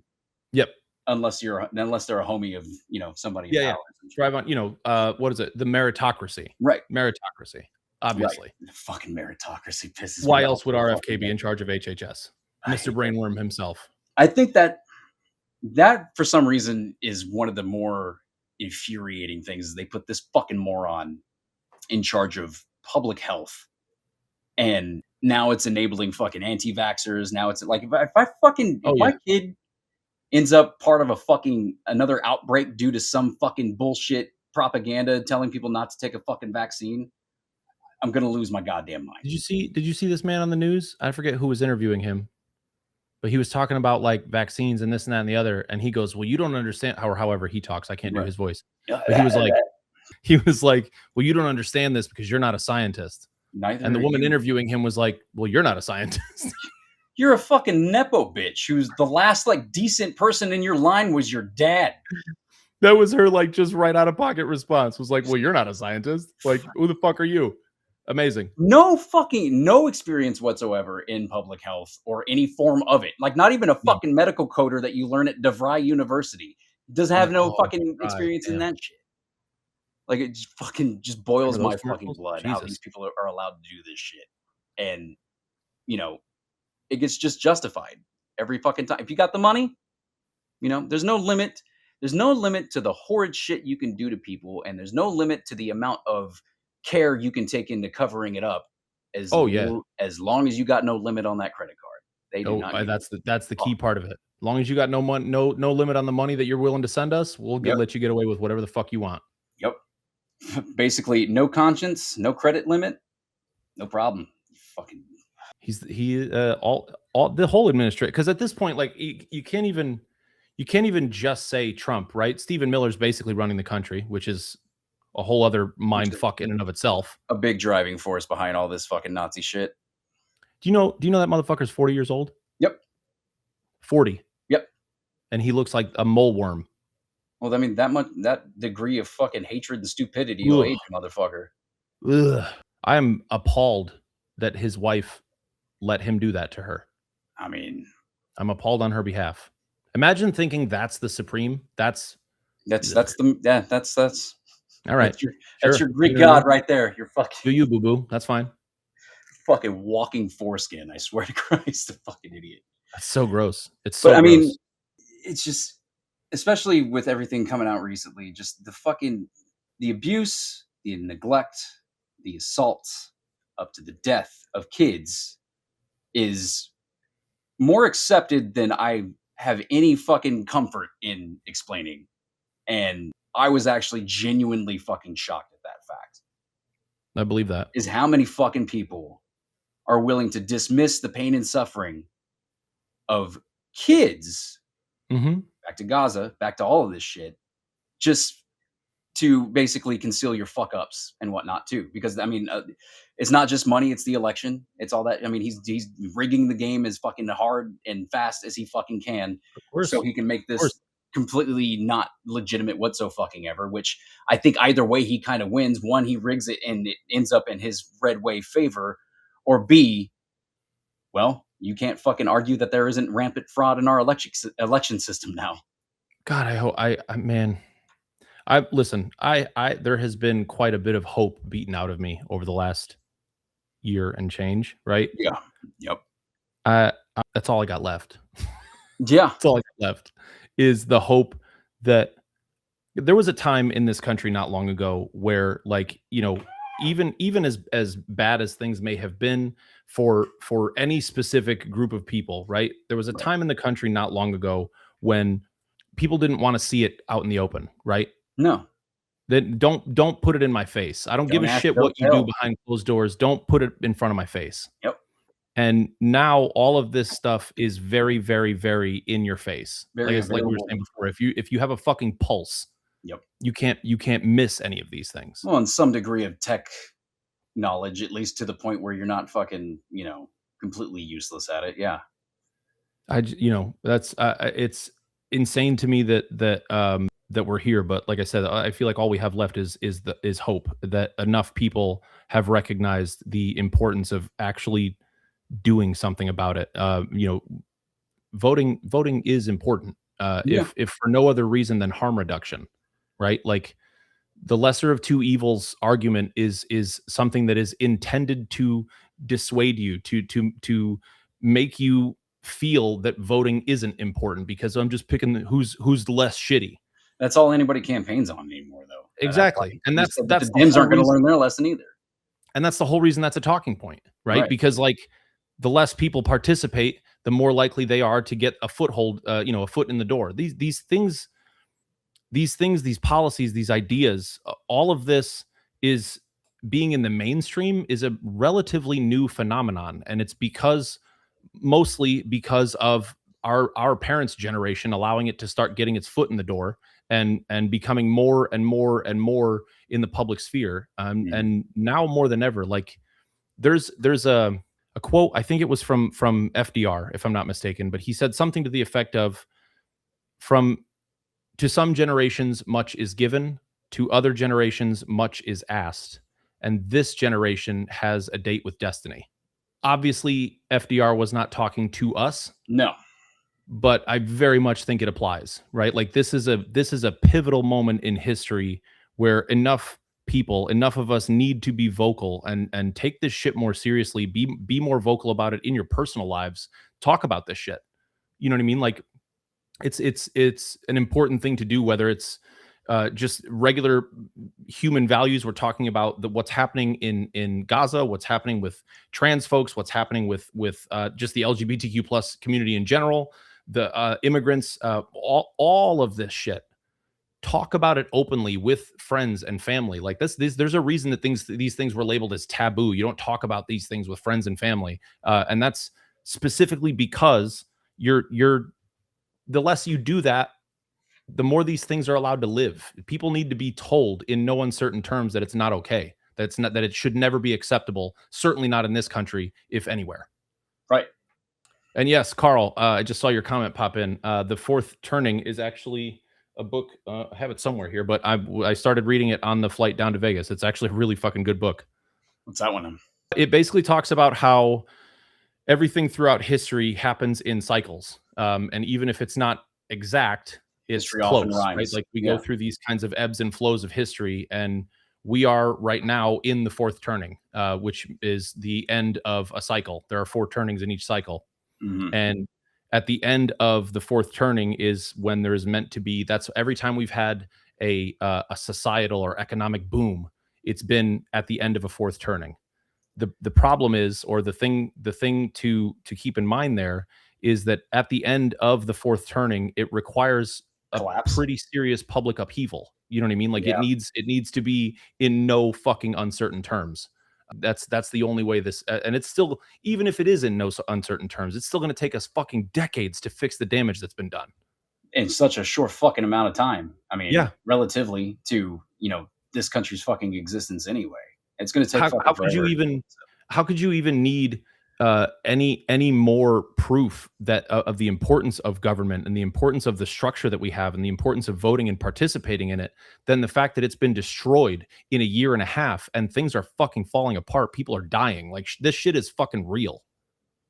Yeah. I mean, it's been fucking kind of falling apart consistently over the last, few decades, especially since fucking Reagan. I mean, you can attribute so much shit to that goddamn administration, and we're like, and just like you said, it's going to take us fucking years to fix this, clusterfuck.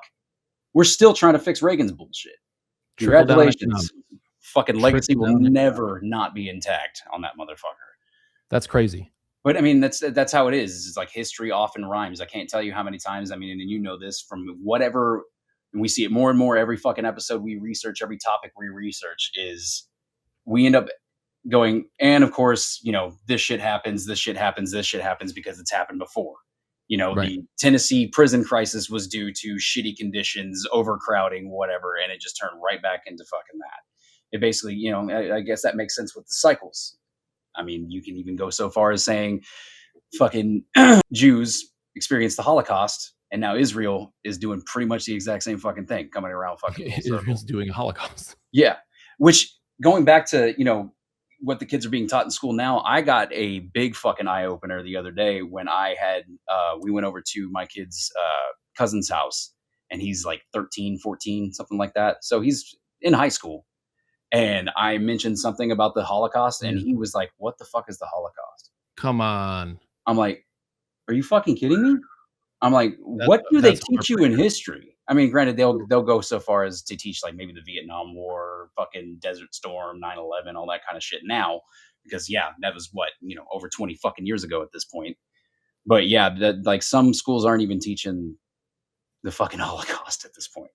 Which, always goes back to that old fucking saying, which those who are ignorant of history are doomed to repeat it, or at least make it fucking rhyme, which is the exact same thing we see every time we research a topic, whether it's for our own content or for this very fucking show.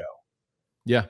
And it's always like you said, does that sound familiar? Does it, it's like you said, history doesn't repeat itself, but it does rhyme, right? Yep. And there's a million different ways to say it, whether it's talking about the cycles or the turnings, etc. Yep. Another way I've heard it said is like the pendulum, right? The pendulum effect, where it swings to the right in a really strong way, like we're seeing right now, but that also means it's going to swing back to the left just as hard. We hope. But that only happens if y'all fucking pay attention, man. Get involved, do shit, pay attention, especially to local politics. Yeah.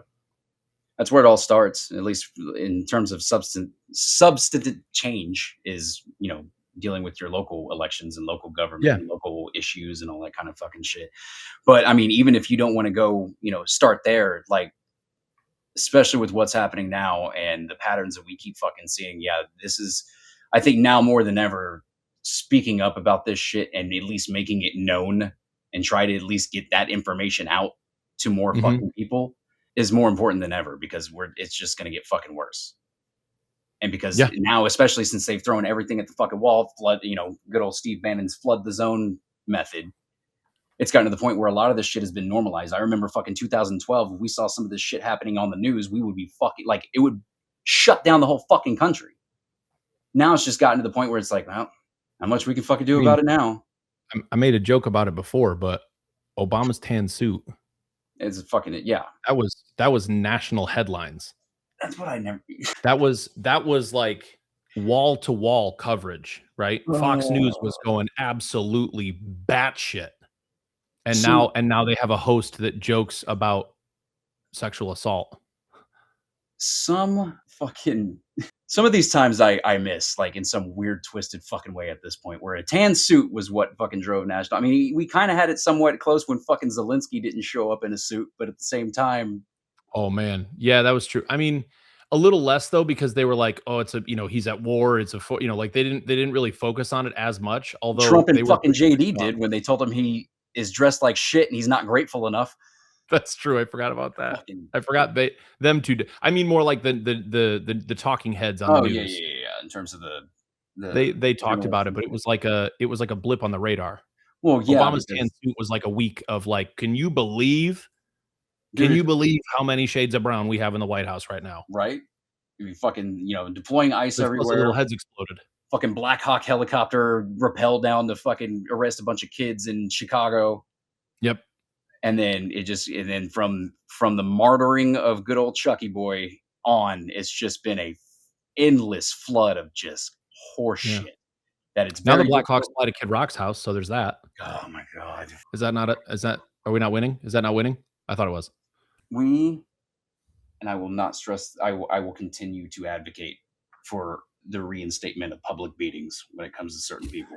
Like, some motherfuckers didn't get their ass kicked enough, and it shows. Kid Rock should have been that should have been a policy a long time ago. Remember his video when he was like all shirtless? You fuck with Trump, you fuck with me. Oh yeah. Go sit down. I responded to that one. Sit down. I believe I called him American sad ass. It's like, oh, what the fuck are you gonna do, American sad ass? And then there was the for some reason shirtless but also in pants videos of him and RFK in a sauna working out. And I tried my best to block out. Very recently, I've learned how effective my brain is to black things out that have happened to me or things that I've seen. For some reason, this ain't fucking one of them, and I hate it every day. The fact some things you can't unsee, bro. You can't. It's fucking burned into my fucking eyes at this point. That was just like I don't know why, but in my head, in that video, Kid Rock is on the like workout bicycle, and he's huffing a cigarette at the same time. I don't know why. I don't think he is in the actual video, but in my brain, he's huffing a cigarette and he's got a beer in his hand. Oh, 100%. Yeah, in between takes, he's 100%. Yeah, absolutely. As soon as he hopped off that bike, he was like, "Somebody give me a Newport." Like, why the fuck? First off, that's another thing. When it comes to the marketing of these fucking idiots in terms of trying to get everybody on board with their policies and whatnot, they sure pick the worst fucking possible shit. Like, from the TPUSA fucking halftime show. Oh my God. To having Kid Rock be somewhat of a spokesperson for your job, the shitty job you're doing for public health. Kid Rock should be a spokesperson for literally nothing, for no one. Maybe child support, but like that's about it. There is no fucking way. I will make him the poster child for the case for abortion. That's what I'll fucking do. There you go. That's another good one. And these are the people that they choose. These are like these are going to be our ambassadors to the public. Fucking Kid Rock. I mean, granted, their pool was pretty shallow, as I understand it, but like, you couldn't find anybody. Slim pickings in terms of. You couldn't find anybody more likable than fucking Ball with the Ball. I mean, come on, man. I mean, going back to even fucking BB, where you alienate the majority of somewhat the normies, you got to end up fucking, ingratiating yourself with the goblins of the society, which is exactly what these motherfuckers. True. Continue to show us of being just fucking straight up greedy ass fucking goblins. I heard human death and suffering. Nicki Minaj, who is not an American citizen, is also MAGA. Yep. That's just hilarious to me. It's that's the thing. I think the stuff that gets me more than anything else is if I see a Latino or a Hispanic MAGA, it's like an immediate, my blood is boiling. Yeah. What are you doing with your life? Like, yeah, nobody pisses me off, in that realm like that. What is that motherfucker? The maniac man of many styles. He's the one who goes like, "I'm Mexican, fool. Of course I support ICE," and stupid shit like that. He ends up doing a lot of like TikTok shop material, but for the longest time, he was peddling alligator Alcatraz keychains, selling that shit to people when it was, in its quick little heyday. He was selling that shit. And it was so fucking funny too, because I ended up stitching his ass like the day after the Charlie Kirk assassination. Like he was stitching a leftist who was like celebrating or fucking singing a song or whatever the hell. And he did. I had to stitch this video because after he responded with, "How fucking sick in the head do you have to be to make a video, watch it over, and say shit like that and go, yeah, that's right, we'll post that shit." I'm like, you have several videos peddling shitty keychains while profiting off the death and human suffering of innocent people. Yay! These are the Christians, right? These are the Christian folks. Super awesome. I honestly, my favorite thing now to their like comments and shit is to just agree with it. Like what is that called? Like malicious compliance kind of thing. You know what I mean? Yeah. They'll say something off color and I'll be like, fuck yeah, man. Like one guy was like, I bet if I showed you my hang down, you'd want to suck it. I was like, fucking present it, bro. What are you doing? Lean in. Don't talk about it. Be about it. Show me that meat stick. Every time, especially when they come at you with that shit, because that to them that's the most egregious fucking thing that could possibly happen to them. Never mind, these conditions in these facilities or what's going on in Gaza or whatever the fuck. That's the worst thing that can happen to them. So with shit like that, I guarantee you, just lean in and they'll fuck off real quick. Or my other favorite, especially this is more applicable to Facebook comments because, goddamn, that's a fun place. There's a piece of me that just can't look away. You know what I mean? So every now and again, I like to doom scroll, especially if I'm fucking pissed off. Yeah, if there's a video that like does any kind of numbers on Facebook, there's a flood of fucking MAGA comments. Yeah, 9 times out of 10, it's like septum ring theory, whatever dumb shit. The same bullshit nonsense they've been saying for a decade. Right. But my favorite ones are from the ones that are from like obviously old people. Yep. And they're some of the nastiest ones. They get down and dirty. My favorite way to respond to them is, don't worry, you're not much longer for this earth, and I will still have plenty of time to find a place when I need to relieve myself, to find your burial spot when I need to relieve myself. Oh yeah. That really gets under their skin. It's a lot of fun. This one lady responded to me, was like, "Oh my God, you're so cruel." I was like, oh, thank you. I like to kind of lean into it. It's like, oh my God, you got me, but I guess I'll take the consolation prize that you seem to not be soon for this world, and I'll do the fingers crossed emoji. It's great. It's great fun. It's a really good time. I just don't see how hard it is for somebody to just recognize that they're fucking, at least basic guidelines in terms of being a decent human being, right? Don't wish for the fucking pain and suffering of innocent fucking people. You can even throw the whole goddamn Hippocratic oath on that. First, do no harm, or all that kind of shit. Well, remember, I mean, even the most basic fucking rule that we were taught as kids by these very same people. Right. Do unto others. Right. The golden rule. Don't be a dick. Again. Pretty self-explanatory. It doesn't take that fucking long to sit there and think, if I do this, if I say this, would that make me a dick? If you have to fucking think about it, maybe don't do it. Yep. But at the same time, like it's all this fucking stupid ass sensationalized fucking political theater bullshit that people are just not focused on the shit that they need to be focused on, i.e. human dignity and life. Right. All while kids at the same time believing like we're the best, we're number one, we got it all. Well, you can't really do that when you are that fucking confident, I guess. I guess it's easier for you to fucking, view somebody as beneath you to the point where you can justify atrocities committed to them, essentially. Yeah, because they're beneath you, right? They're and the rich not nearly as good as you because they were born somewhere else, right? And the rich fucks fucking up this country are telling you that they're the problem. They're the reason why your life sucks. And now we got to put them in these fucking facilities at a breakneck speed so we can get more goddamn numbers. Because they're the most dangerous criminals. To save your job, because they're save your job, save your life, save your family, because they are the worst of the fucking worst.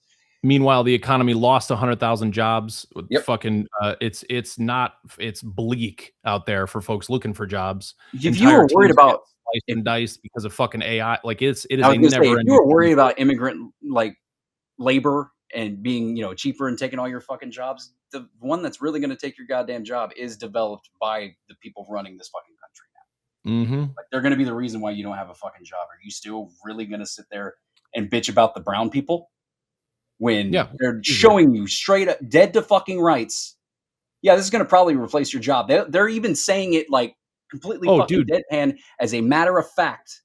It doesn't matter how apocalyptic the rhetoric is. They just are fucking stone face. It's like, yeah, it's probably going to take your job, probably your life. It's because of, I mean, I did a video on this. I think it was today, where I posted a video about this guy that was like basically talking a bunch of shit about, like, he was like, if you're a musician and you're talking shit about AI artists, maybe it's because your music isn't that good and blah blah blah. And like, yeah, I did see that. He's mostly a rage baiter and all that shit. But like, of course, yeah.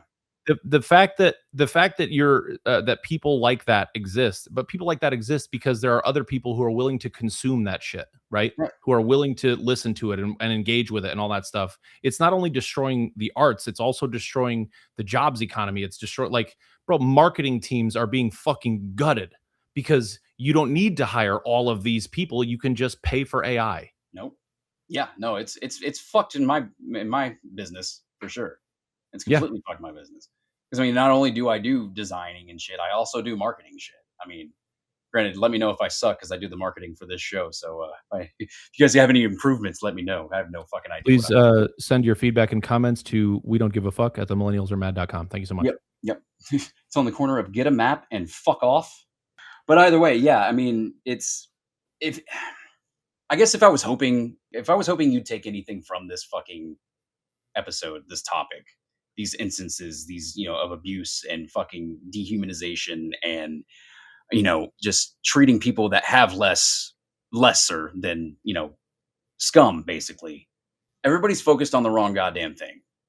And I feel like, multiple wrong goddamn things, whether it's culture war bullshit, whether it's the reflecting pool, whether it's, a myriad of different fucking things that's making, headline news at this fucking point, just to, shut everybody the fuck up, essentially, or just have them focused on something else. But I feel like not enough people, and every day I see more and more people every fucking day, starting to speak up and whatnot. But I guess if there's anything I wanted you to take out of this episode, is to speak the fuck up about this shit, especially when it comes to human life, dignity, people suffering, especially at the hands of fucking just rich assholes who have no reason of doing this other than the bottom line, or to keep their fucking, bigoted ass constituents happy. Yep. And keep them, in power, essentially. Just fucking start speaking up. We were talking about, we talked a little bit about, trying to take a sip from a fire hose, or at least I've mentioned it a few times. I think I may have mentioned it either before the show when you and I were talking, or I think it was before the show. But yeah, that's kind of what this news cycle is. What the news cycle has been over the last year and a half, nearly 2 years now. It's been trying to take a sip from a fire hose, and that's on purpose, and it's meant to keep you constantly distracted and unable to keep track of what is happening and unable to focus on any one thing. So don't focus on any one thing. Speak up about all of the things. Talk about the problems with ICE. Talk about the problems with the detention facilities and what's happening there. Talk about the problems with the fact that we're funding a genocide. Talk about the problems with all of the things that we've been talking about here. Be vocal about it.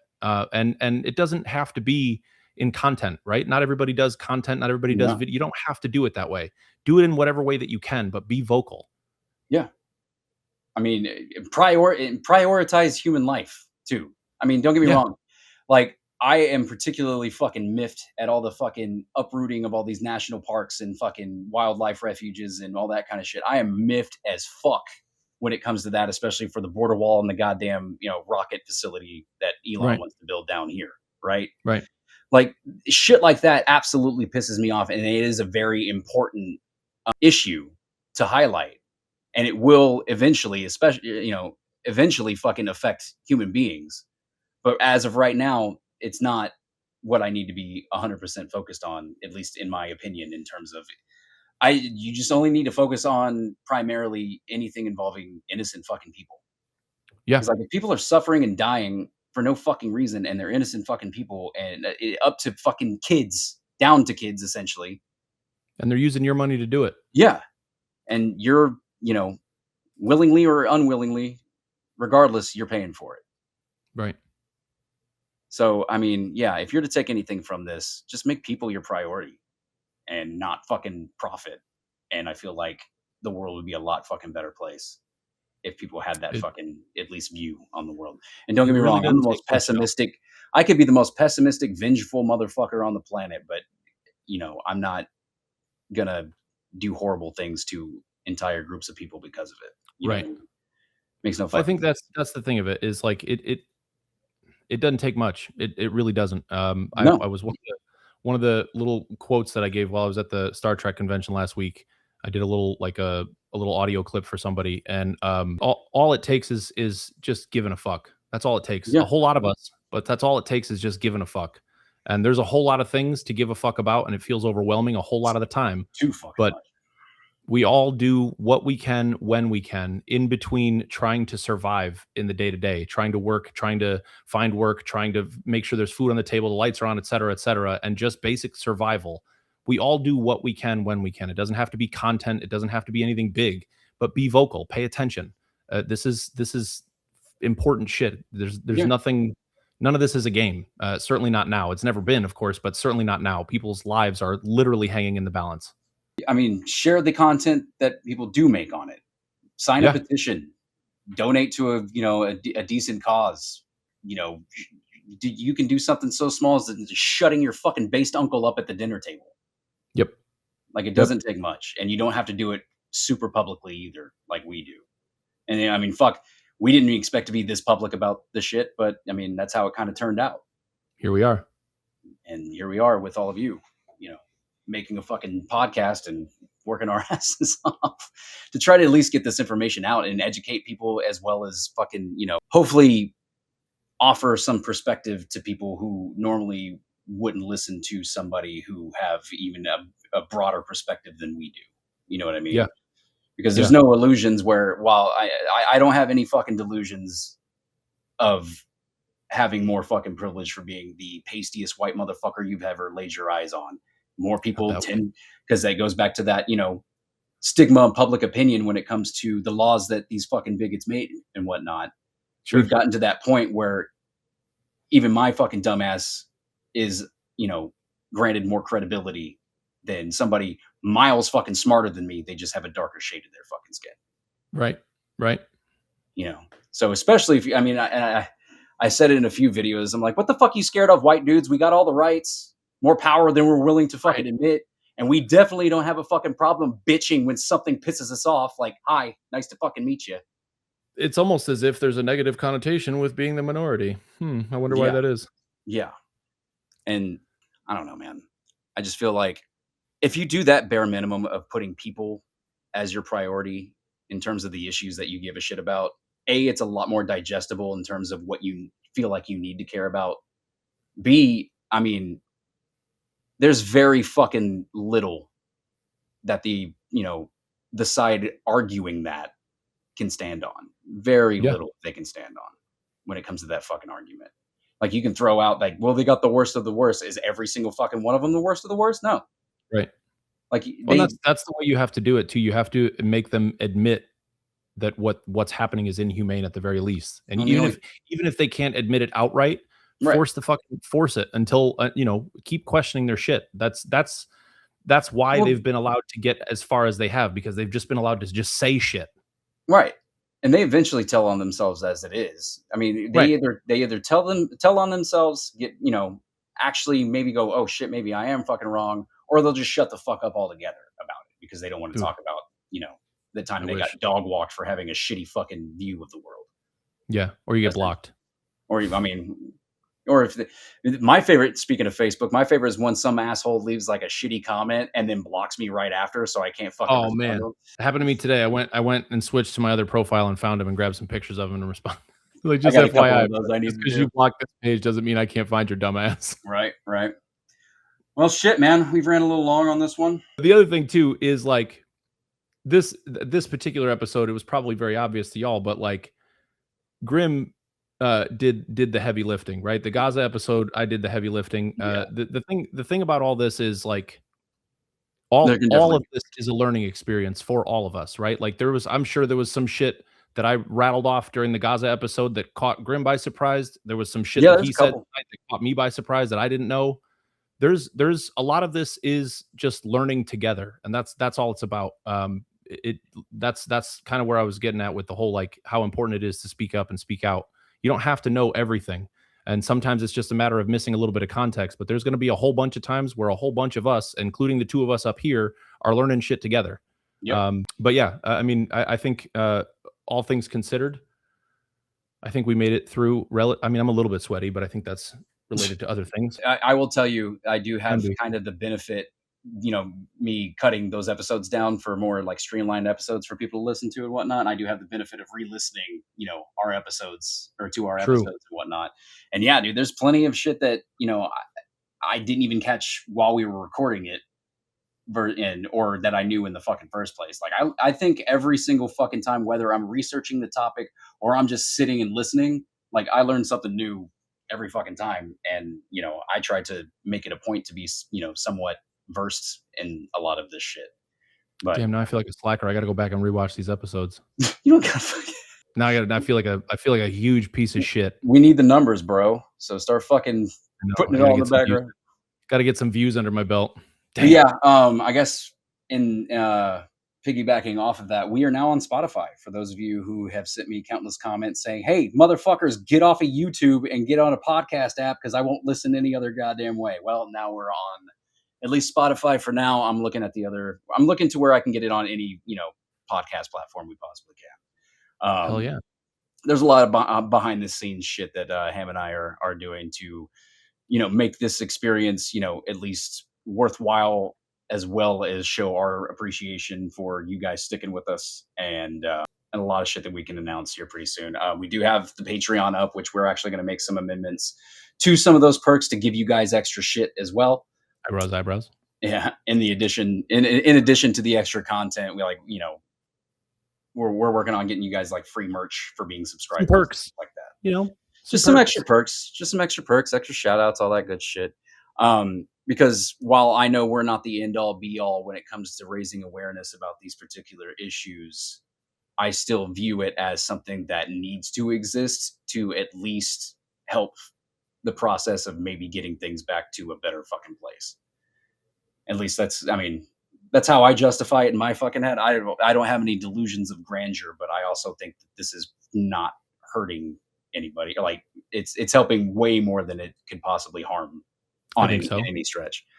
I mean, I guess worst case scenario, we hurt a fucking, inbred's feelings with some of the shit that we fucking said. I did my part. You fucking shit. Jesus Christ. Well, I guess that about covers it. Mal was definitely fucking right. We can probably do part 2s on a few of these at this fucking point, because going back to editing the videos, I'm like, man, and I knew this, was definitely not even going to be close to scratching the fucking surface, but I at least wanted to evoke some kind of sense of urgency in anybody who wasn't feeling it before. But yeah, a lot of these subjects are barely fucking scratching the surface. And maybe when we get to the point where, maybe we have a little bit more freedom and, time to be able to even have, research help and all that kind of shit, we can start putting together a whole fucking series on this shit, because I would like to do complete deep downs or deep dives where, this could be a place where you learn pretty much everything you need to know about a certain fucking issue that has plagued, this country or any fucking civilization preceding it. And yeah, I mean, we get to a point where, we can, start doing series and whatnot. I think we'll start doing a lot more, part 2. We'll be doing some follow-ups for sure. I think. I mean, even in the Gaza episode, there was a shit ton of content that we just couldn't get to at this point. Because I mean, essentially, we try to cap it at 2 hours. It doesn't always work out that way. Now, granted, once I cut it down, it kind of gets that way. But in terms of a whole live deal, yeah, we try to cap it at 2 hours, and it's pretty damn near impossible to cover every single fucking nuance when it comes to this shit. But, in terms of giving the general idea as well as some tidbits that could, help either perspective, arguments, whatever, that you can use in your arsenal to combat this shit in your own way, whether that's content or not. That's been my ultimate goal when it comes to this shit. So, right. But all right, guys. Well, thanks for fucking being ride or dies, man. I think I'm just like a shit ton of you that have been here every single goddamn episode. And honestly, I can't tell you how much I appreciate that shit. And I mean, we appreciate the hell out of that stuff. I think I can speak for Ham on that one. Yeah. I mean, we didn't know if this shit was going to last past fucking episode 1, but we cranked 4 of these bastards out, and I don't plan on stopping anytime soon. Not to mention, expanding on it and, giving you guys some incentive to stick around, and, whether that be from an informational capacity or some of the perks you get for fucking subscribing, doesn't really fucking matter. We're just glad you guys are here. Nice. Yep. Yeah. Thank y'all for hanging out and continuing to, and please don't forget, like, subscribe, do the things. We appreciate the hell out of y'all. Yeah, the prime platforms we're on are Twitch, YouTube, and now Spotify. I will be working on Apple Podcasts. I'll be working on a few things. And each of these things that we're doing behind the scenes, we're going to announce as they come, and we'll probably cover it at the top of each show before we even get into whatever we're discussing for that day. So yeah, just keep an eye out for that. Check out, because I know me particularly, especially on TikTok, there are people that have followed me forever and they haven't seen any of my shit in months. So I would recommend following not just us, but the shows, and check back if you're interested in any of these new perks or anything like that. Once we, announce them and whatnot, just keep checking back for that, because you're going to miss it otherwise. But I can pretty much almost guarantee every episode, some kind of form, any update will be addressed in a more detailed fashion. That way you guys can get all the information that you would possibly need. But yeah, but I guess we're done for this evening. Like I said, keep checking back at every single fucking possible profile we have on the internet right now, and more updates to come. Cool beans. All right, kids. See y'all next week. Lights.